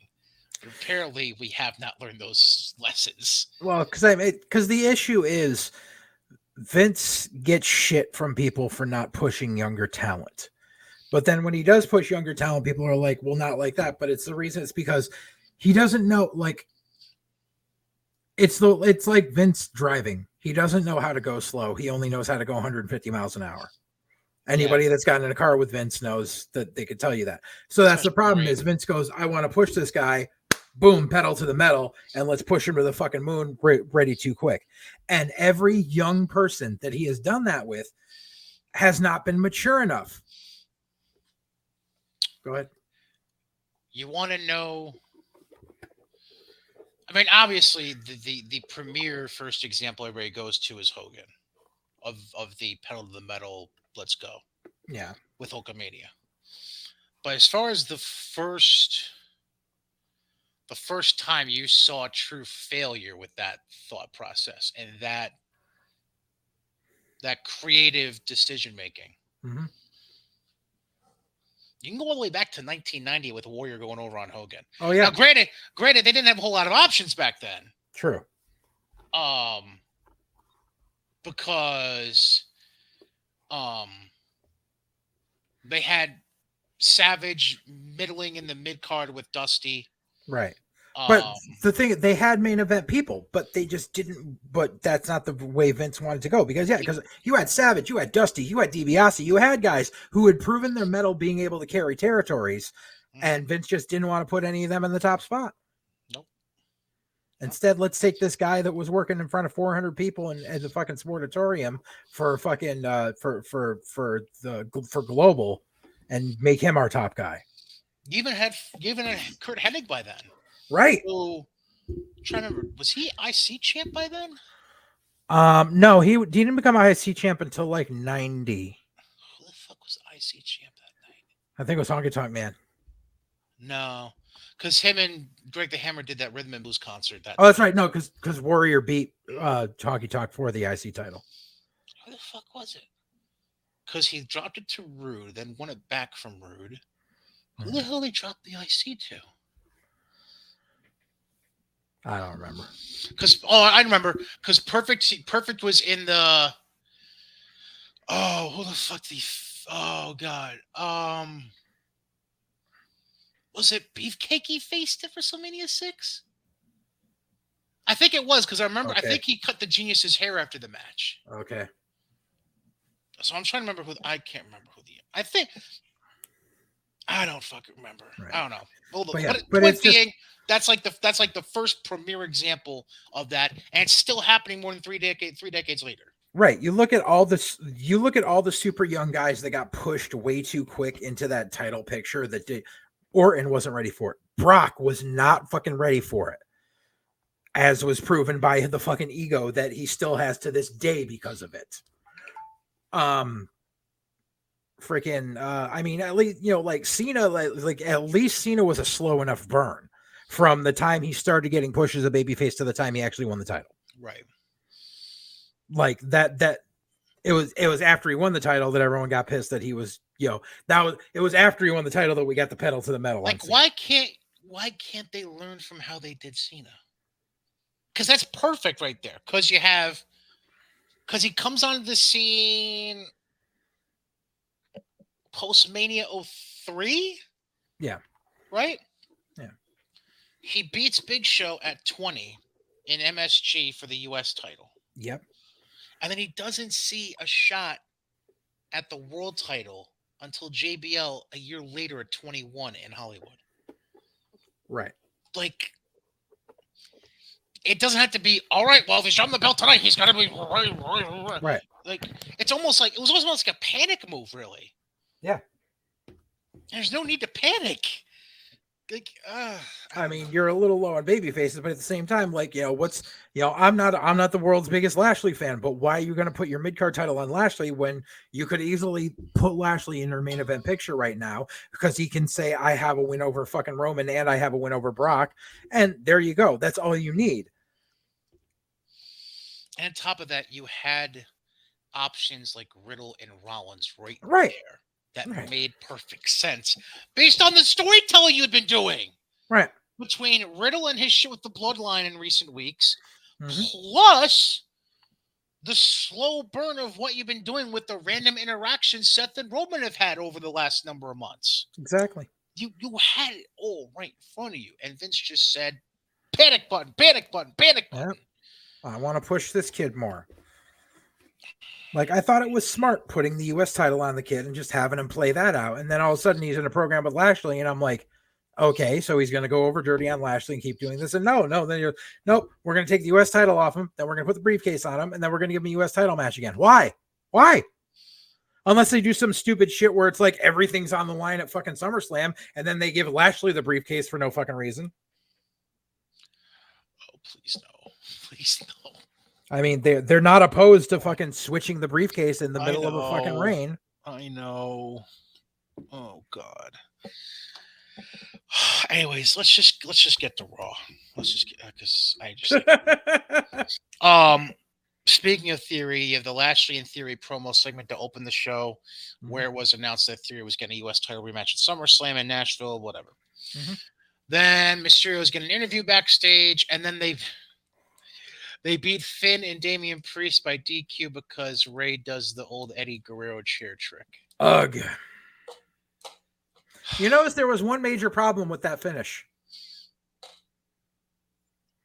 The ref calls the DQ finish. Right. Because fucking Finn's holding a chair and Ray's down. Dominic is standing in the fucking ring when it happens. Dominic was still in the fucking ring.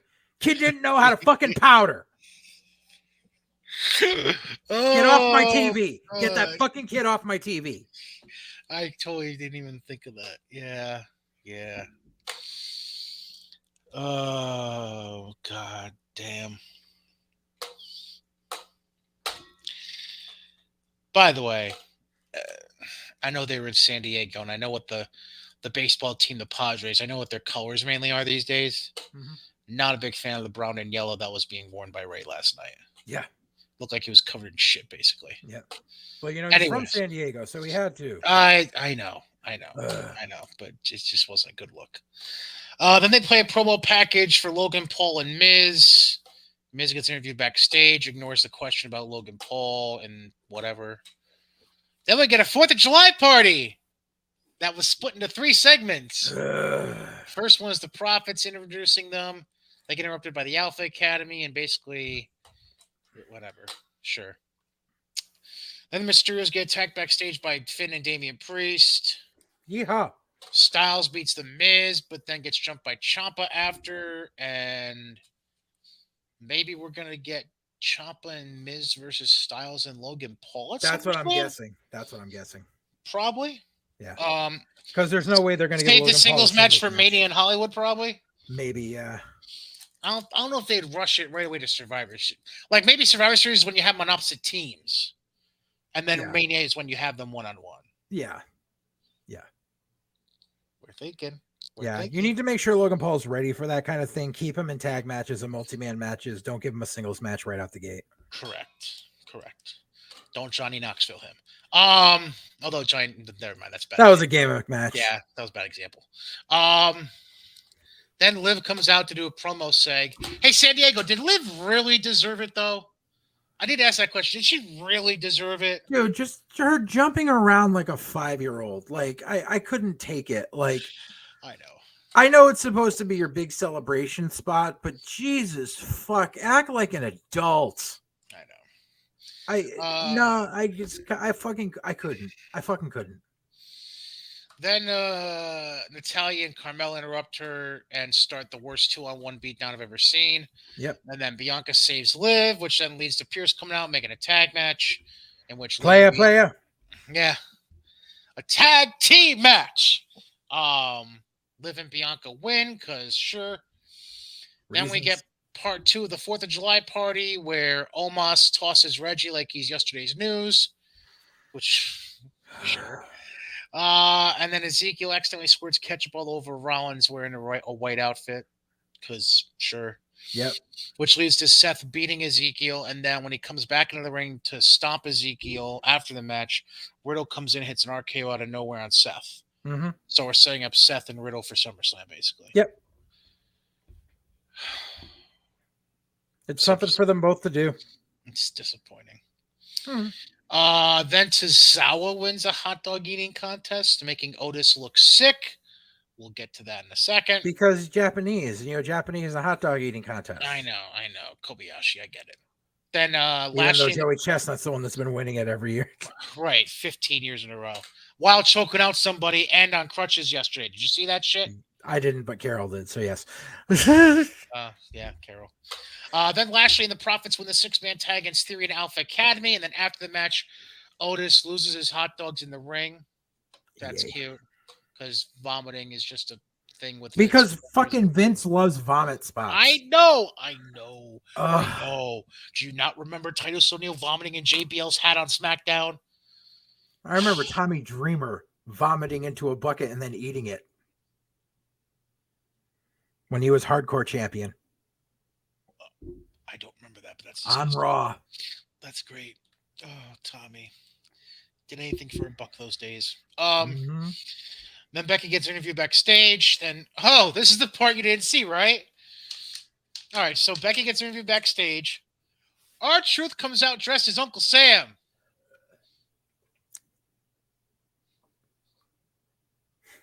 It gets better. So he's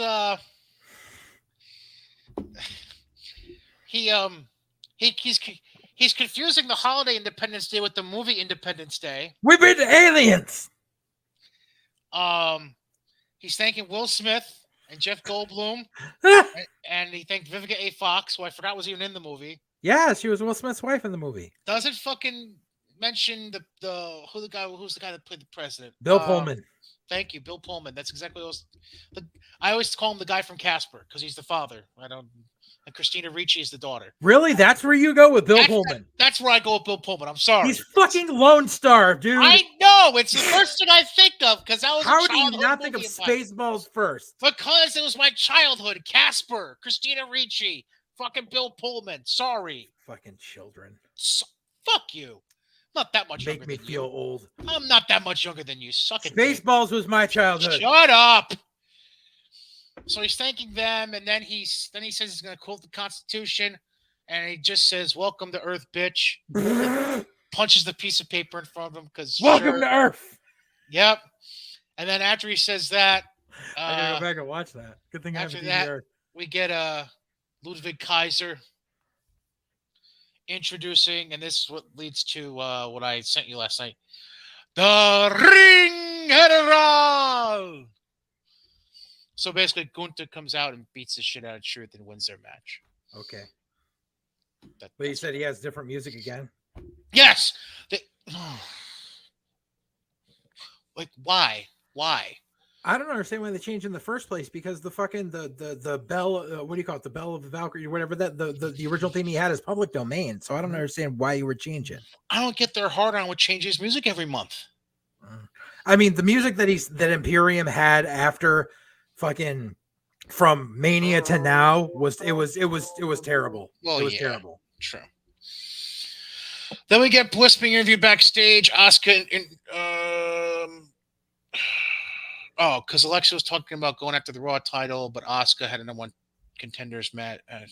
Street fight with Becky. Right, and Asuka just cut in, and I don't know. She said something in Asuka knees. I don't know. Yeah. Then we get the vignette that showed that was on Money in the Bank as well, which stop saying it's Bray Wyatt. It's not. It's Edge. Yeah. Like, don't be a fucking dumbass. Do your homework. It's Edge. I mean, Stop. I like it Bray Wyatt came back, but yeah, it's Edge. It's Edge. Stop, please. Then they showed a package for Roman and Brock for the Last Man Standing match at SummerSlam.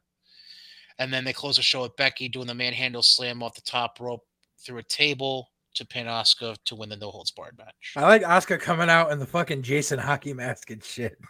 She was all Casey Jones down. That was pretty funny. There is a production note I have, though. Okay. There's actually two production notes I have from last night. Number one, I was okay with Kevin Patrick filling in for Jimmy Smith last night. Yeah, he's all right. He didn't quite fill time right for commercial cues a couple of times, but that's just minor nitpicking. I thought overall Kevin did a fine job. Yeah. That's number one. Number two, though, the end of that opening segment with Lashley and Theory where they had the them beating each other up. Mm-hmm. Jesus, Mary and Joseph, if you were prone to seizures, God bless you if you watched that segment. They did did you see it? I must have been fast forwarding through that. They did fucking 20 different camera cuts within 25, 30 seconds. Jesus. Just horrendous.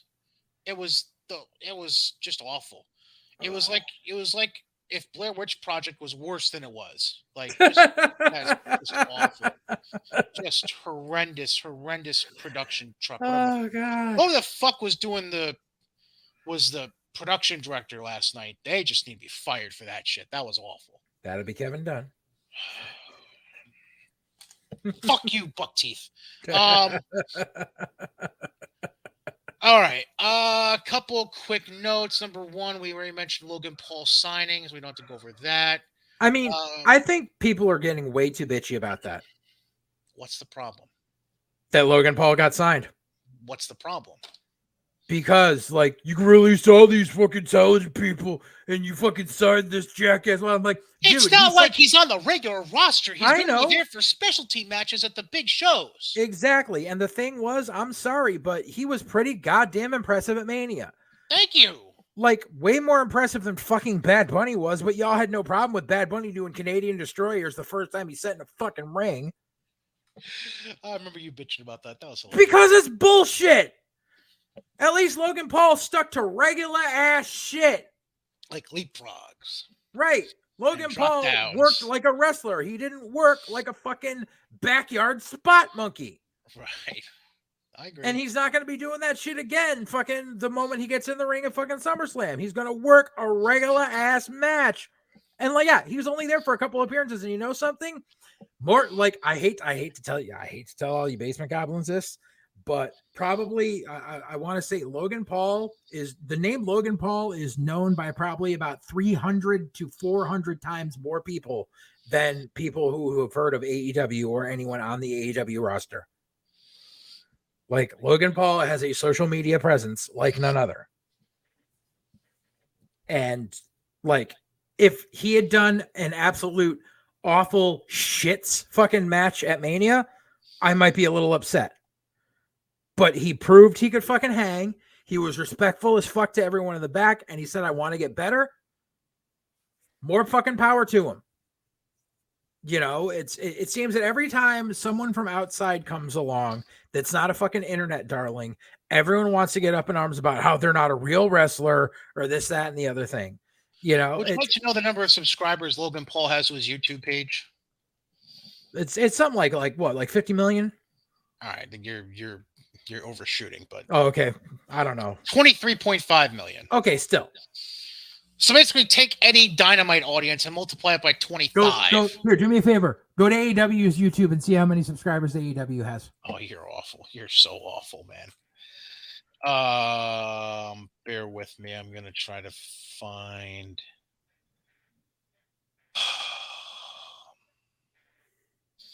Hang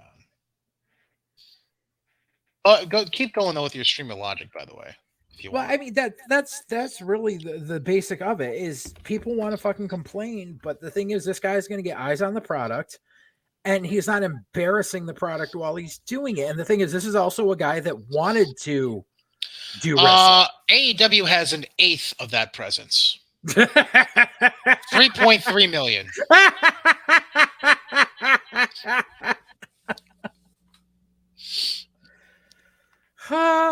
You're welcome. And that's just YouTube fucking subscribers. That's not, you walk up to the average person on the street and go, "Do you know who Logan Paul is?" They'll probably say, "A name sounds familiar, but I'm not sure." If you say, "You know what All Elite Wrestling is?" People would say, "What's that?" You know how you know Logan Paul's more popular? He's still known to this day for giving Floyd Mayweather kind of sort of a run for his money in the boxing ring. I thought that was Jake Paul. No, it was Logan Paul. Oh, okay. I know both of them do shit. See, before like all the wrestling stuff, the thing I knew Logan Paul for was the YouTube video he did with the dead guy in it or some shit. Yes. Yeah. Like that's all I knew about him. Still know him. Yeah, exactly. And you don't keep track of that shit ever. Speaking of ass bitches, by the way, Bellator MMA fighter Valerie Loretta. Oh yeah, I saw that shit. Signs a multi-year deal with WWE. Has reported to NXT and is already calling out Ronda Rousey because that's fucking smart. Because reasons.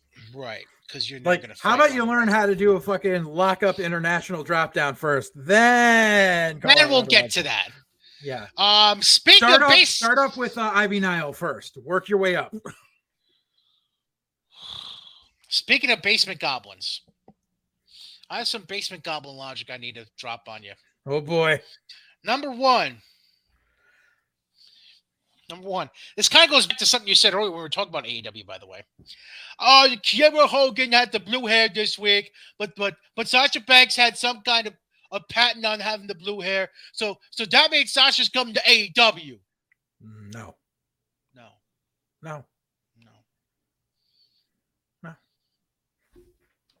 Nobody patents a hair color, you fucking idiot. No. You want some basement goblin logic? I got some here for you. Let me pull this. I have another one, but go ahead.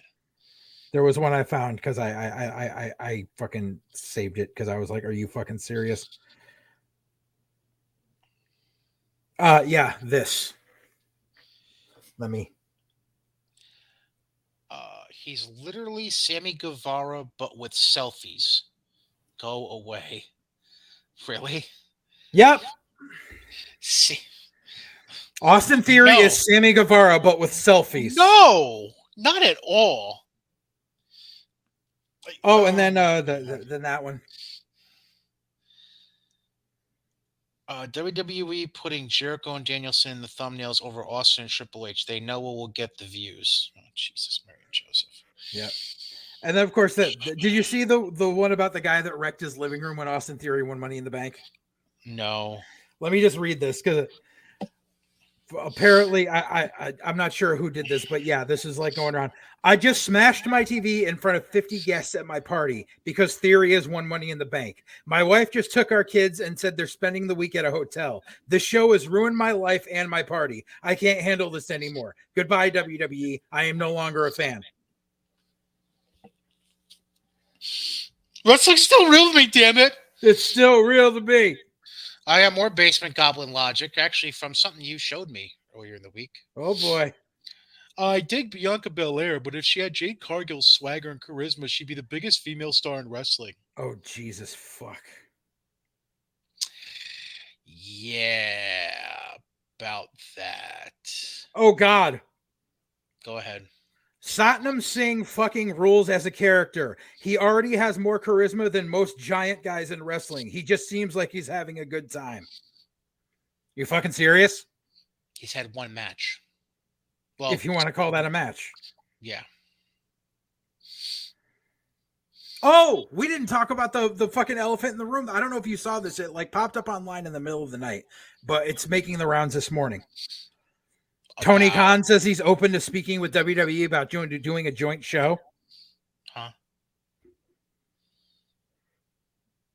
Where's that from? It's been getting reported fucking all over the place. Let me see this shit. Hang on. By the way, AOP's promotion is struggling to sell tickets for its debut show. Well, yeah. Let me see here. TJR Wrestling, What Culture is reporting it. Comicbook.com is reporting it. I see Tyson Fury's in talks about a return to WWE. That might be interesting. He didn't do that bad when he did that fucking gimmick match with Braun. Israel Adesanya from the UFC, the guy who did the Undertaker entrance that night at the UFC. I saw one person going, he didn't have the complete entrance because he didn't have Paul Bearer with him. Oh, yes! Let's just go dig that fucker up. Yeah, sure. He says WWE is definitely something I'll try my hand at later on just for fun. That's nice. No, I don't see anything about that. At least not the site I go to. So Speaking on the Ringers Masked Man show, Tony Khan discussed the possibility of walking through most of Forbidden Doors working with WWE. So I'm not sure if David Shoemaker, basically. Okay, yeah. I'm not sure if it's going to happen, but I would be open to talking about that type of thing. It's not crazy, but it's a bold prediction. Oh, it's fucking crazy. It's very crazy because Vince would never stoop to that fucking level. I even said, like, when I saw the I saw the conversation, I was like, there's no way for, like, only AEW would benefit from that situation. WWE has nothing to gain. That is like asking the Harlem Globetrotters to have a fucking competitive match with your local high school JV squad. Yeah. Because I'm not going to say an actual, like, professional basketball team because the Harlem Globetrotters are entertainment. So. Right. Lacey Evans wants Evolution to come back. Lacey Evans can go fuck off. That's nice. That's real nice. I had one more bit of basement goblin logic. Oh. Listen. I'm not supporting what he did to get himself removed from the post he had within WWE.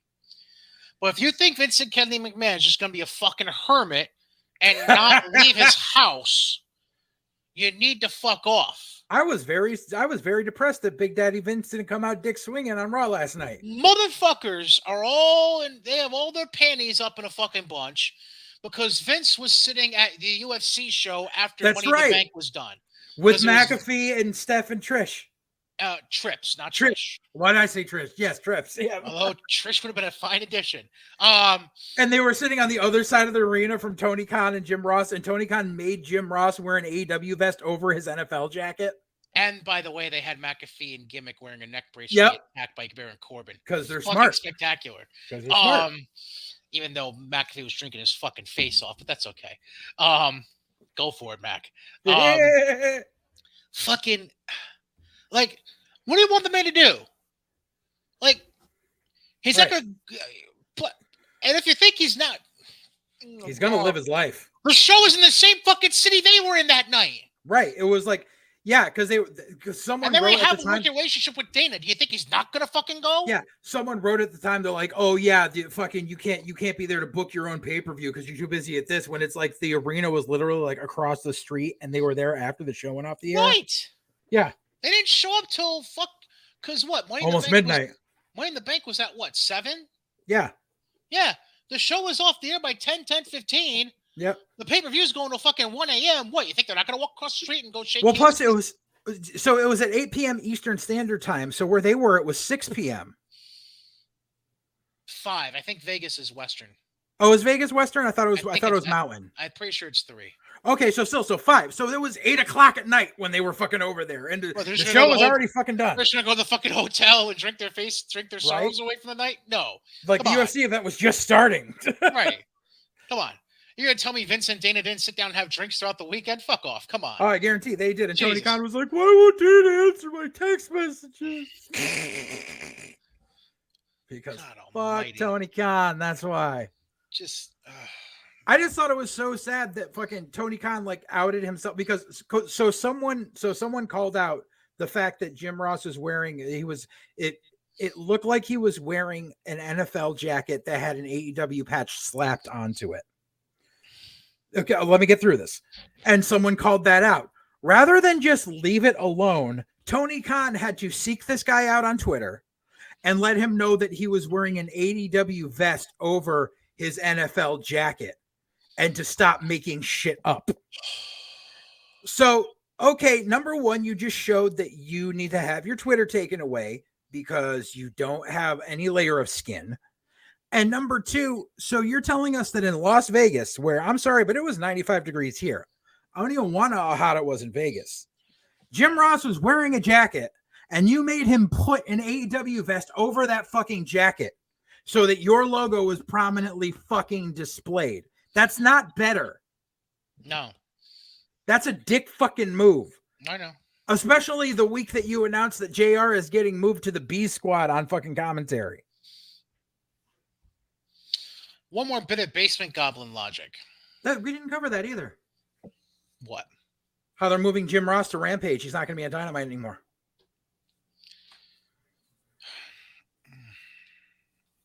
Because they want to make sure he doesn't screw up live anymore. I'm aware why they're doing it. But instead, now we get fucking Taz and fucking Sockface together again, like we do on Dark, which is fucking unbearable. You still have Tony there. Breaks it up a little bit. Not better. Breaks it up a little bit. They could very well call in fucking Ian Riccaboni. Oh, or Caprice Coleman. Listen, I'm throw a Hail Mary and get fucking Mauro Ranallo. Listen, I'm not disagreeing with you, but based on who's in house, where else are you gonna go? All I know is I can't fucking I can't stand hearing fucking Taz and Sockface together when I watch Botchamania, and that's a lot. Now they're going to be together on fucking Dynamite every week without the thing is because they keep putting these clips of them on Botchamania where they're on YouTube and they think that their shit gets edited out and it doesn't. Now they're going to be on live fucking TV. You think JR accidentally calling Claudio Cesaro on live TV was bad? It's going to get way fucking worse. And TBS is going to go, yoink. We'll see. Because elephant in the room. So, Blood and Guts did 1.02 million viewers. Right. There were dirt sheets fucking reporting that they did 1.2. 1.02. Close enough. Not close enough. Only off by 180,000 TVs. No yeah, right. They had to push a pay-per-view level event for a month to get that number. Mm-hmm. And that is the first time they have hit over 1 million since the debut on TBS in January. That's the first time they've gone over 1 million. They went over 1 million the first week on TBS. 6 months. 6 fucking months. And the thing is, and remember, I will refresh everyone's memory. Remember the whole reason they were getting moved from TNT to TBS was because TBS was in more households. Yet they have done worse numbers overall on TBS than they did on TNT, which proves that they do not have a viewing audience. I know. And so this week, people are gonna tune out again. Because here we go. Okay, we're back. Okay, people are gonna tune in and be like, oh, here's another fucking no DQ match for the mid-card title. And they're just giving away a mid-card title and a fucking heavyweight title match on the same fucking night. Because reasons. With a guy that just won a battle royal 2 days ago and a fucking mid-card title at a street fight for no reason, and people are going to tune out. And my guess on the over-under for this week is 800,000. I'm generous. I have one last thing of basement goblin logic before we move on. All right. So apparently after Money in the Bank, all the basement goblins got on their mommy's keyboards and attacked Shotzi, saying she needed to be fired for botching as much as she did during the Money in the Bank ladder match. And then Shotzi clapped back. Well, now she's deleted her Twitter account because of it. Oh. I'm so sick of this shit. I'm so sick of like, it's like, yeah, people can sit there and fucking bitch and moan that I bitch and moan about shit, but I've taken a fucking bump. Most of these motherfuckers have never taken a fucking bump. They've never done a lockup. They've never ran the fucking ropes. I know. They're not allowed to talk about people botching. I know. And yet then they do this and then they're relentless on people until they delete their fucking social media. I don't know what else to tell you, man. It's fucking stupid. I can't stand it. It's fucking bullshit. I know. I fucking love Shotzi too. I followed her on Instagram. Oh God, is her Instagram gone? I don't know about Instagram. I just know where Twitter's gone. Please tell me her Instagram's still there. Please load. Please load. Don't do this to me. Don't do this to me. Shotzi. Well, while you're doing that,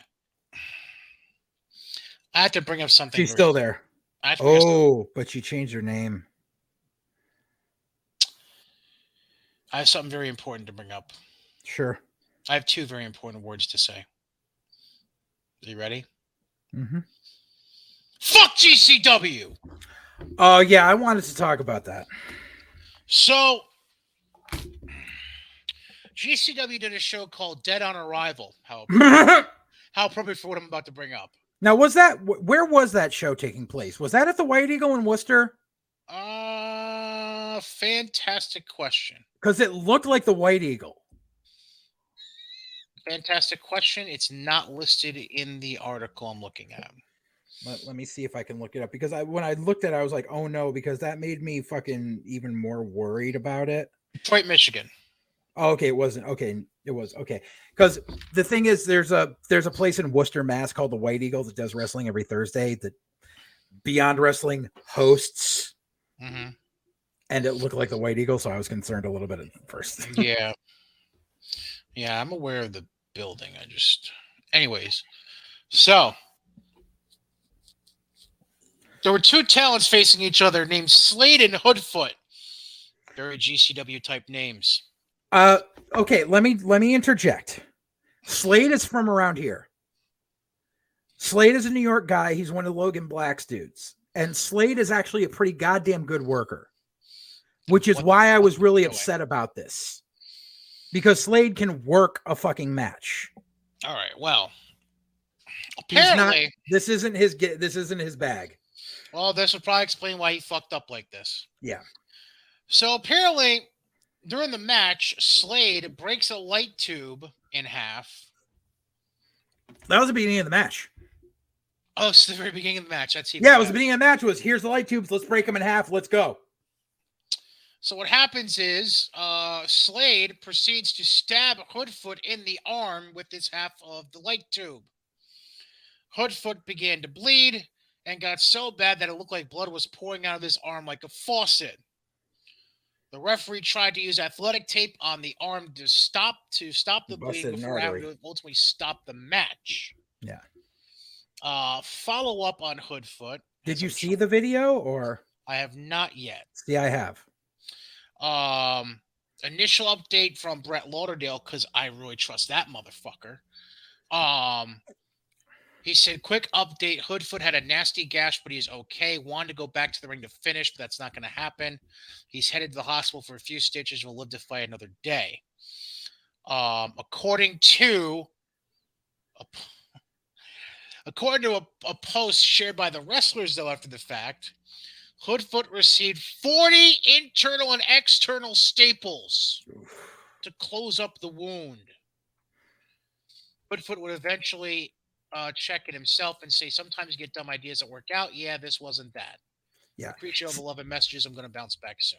See, basically the spot was Slade has the two light tubes. I'm pulling it up right now to watch it. He breaks them both and he hands one to Hoodfoot. So they've got them like swords. And basically it was supposed to be a dance of them trying to prod each other, like feeling each other out. What happened was Hoodfoot leaned in and Slade hit him right in the arm twice. Oh, that was stupid. I see the first. Oh, Jesus, fuck, dude. Yeah. Yeah. They're both hitting each other in the arms. It's just that they were like trying to poke each other and yeah. And God. Because Slade's not a fucking deathmatch guy. So what? Why? Because that's what happens. Fucking GCW goes, we'll give you this much money if you fucking do this shit. And the thing is, Slade, and like I said, Slade is a solid worker. He doesn't get booked enough around here for whatever reasons. Like, I know, like, Pioneer Valley used him a few times. I know he was used on Beyond a few times. I know he tried to get on a couple of TOS shows and they never answered his fucking messages. But Slade is a nice guy and a good worker. And he got sucked into this bullshit of going, well, I could get a spot on a pay-per-view. And they're like, well, you got to do this. And it wasn't his element. And whose call would that been? Brett Lauderdale. No, I mean the spot. Probably Hoodfoot, because Hoodfoot does stupid shit like this.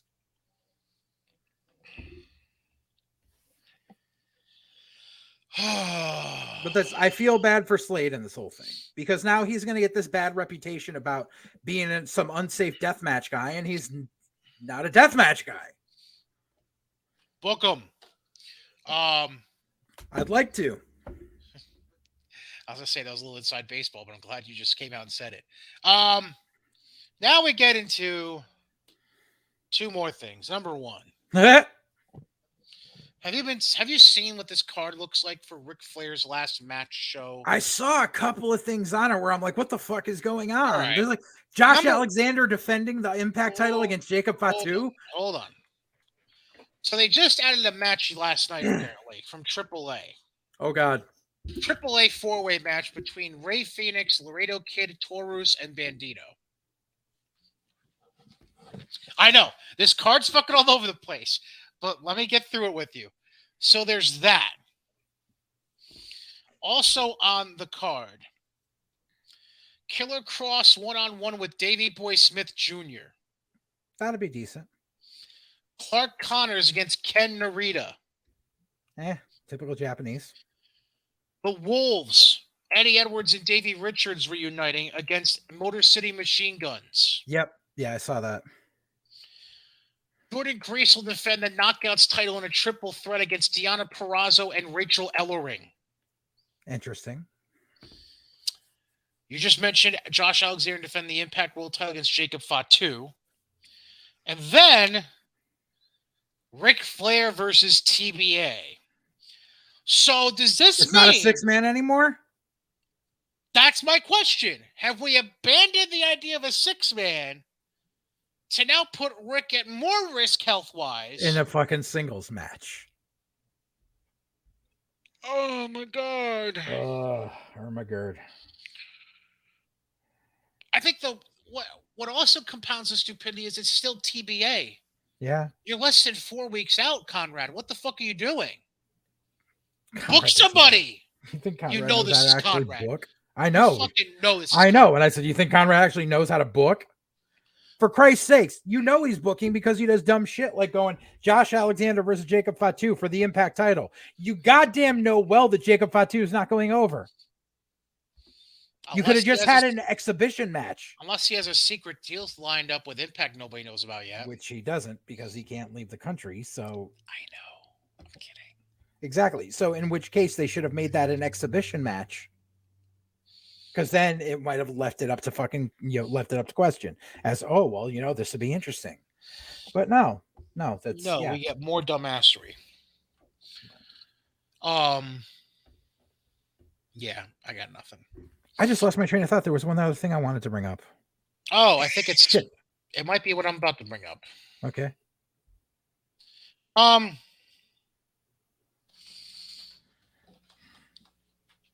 If I put up the banner of something you usually do, will it possibly bring up what you might be thinking? Maybe. I don't know. This is definitely something I want to bring up. Well, go ahead, because I'm not. Damn it! It just left my mind. I know JJ usually does Behind the Black Ball.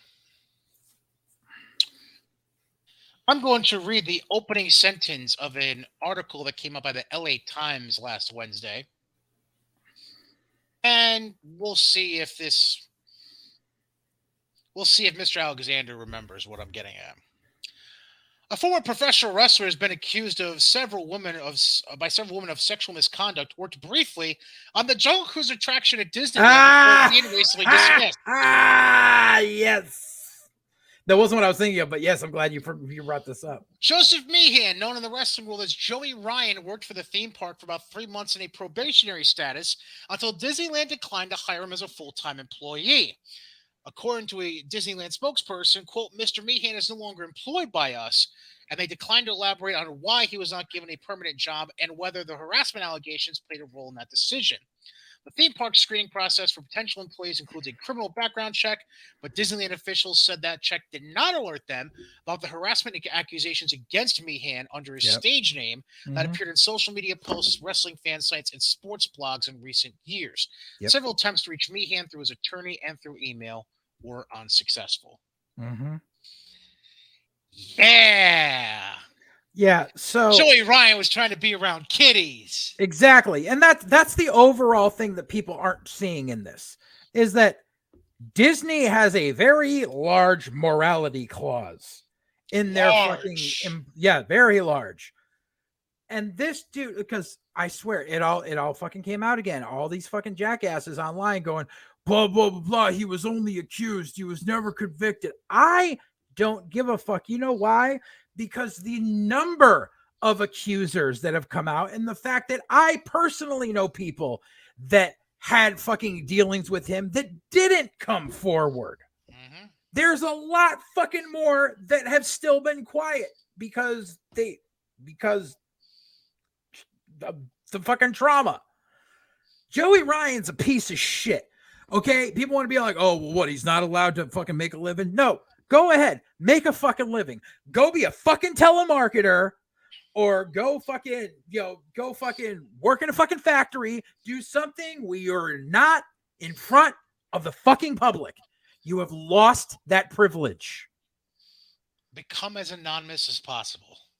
Exactly. And like the thing was, he didn't even change his look. Like he still had the Joey Ryan mustache. Like people weren't going to know who the fuck he was. Like, dude, shave your head and grow a beard. And let me put this out there for all the goblins who are supporting Joey still. You think it's a coincidence that one of his biggest supporters is like non-existent by his side at all?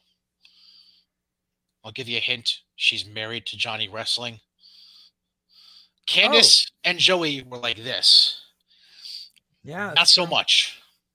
See, I was thinking because like the only people that are still defending him are people like Christina Von Eerie. That's a good one. Yeah. I was being sarcastic. No, same here. So that being said, do you remember what you were gonna bring up? It's completely it's completely fucking gone right out of my brain, and I'm sure I'll remember it 5 minutes after we're finished. But it must not be that important. Otherwise, I would have remembered it.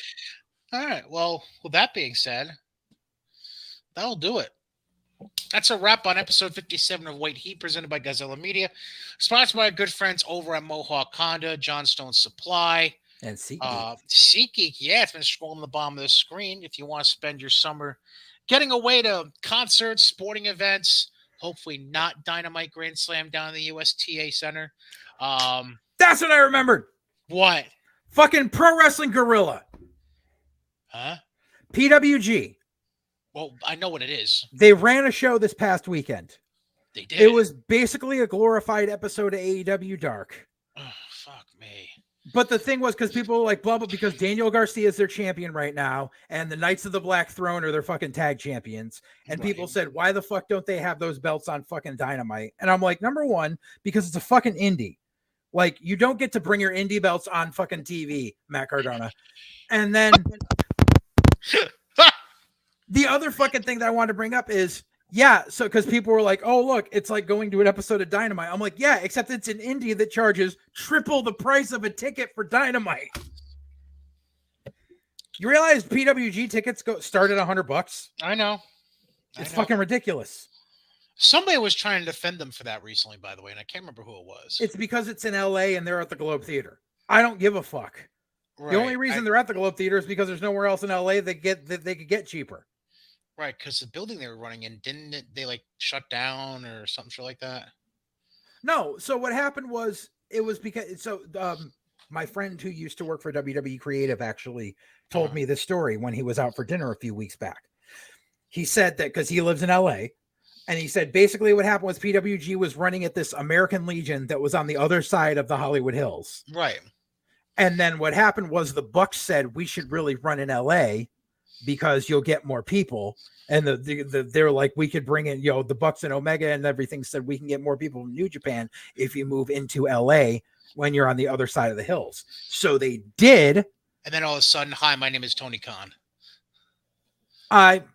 Yeah, basically, because PWG was running in tiny ass places, and then they started running the Globe. And the thing is, they couldn't run in the Globe for the amount that they were running before, so they just jacked up their fucking prices to bring in all these fucking Japanese guys. And then since then, they fucking kept them. And I mean, now it's like, Daniel Garcia is your champion. Fuck off. I'm not paying $150 to see Daniel Garcia in the main event. Yeah. So don't buy Pro Wrestling Guerrilla tickets. They don't. I don't think they sell on SeatGeek. You're probably right. They probably don't. But if you spend $50 or more on a ticket purchase this summer, use promo code GOZ. That's GOZ. Get yourself $20 off your ticket purchase. Again, any purchase of tickets, $50 or more on SeatGeek.com. Use the promo code GOZ. $20 off at your checkout. I'm Brian Katie. That's JJ Alexander. The Twitter feeds, the email address been scrolling if you've been watching on YouTube. But if you're on the audio side, I'm at Brian Katie. He's at JJ_Alexander on Twitter. Email, especially the Basement Goblins, because I know we've made you really mad probably in this episode. Brian.Katie@GodzillaMedia.com, because you know damn well I'm not giving you my fucking personal email address. You can all fuck up on that one. That being said, say goodnight, Goblins. Good night, Goblins.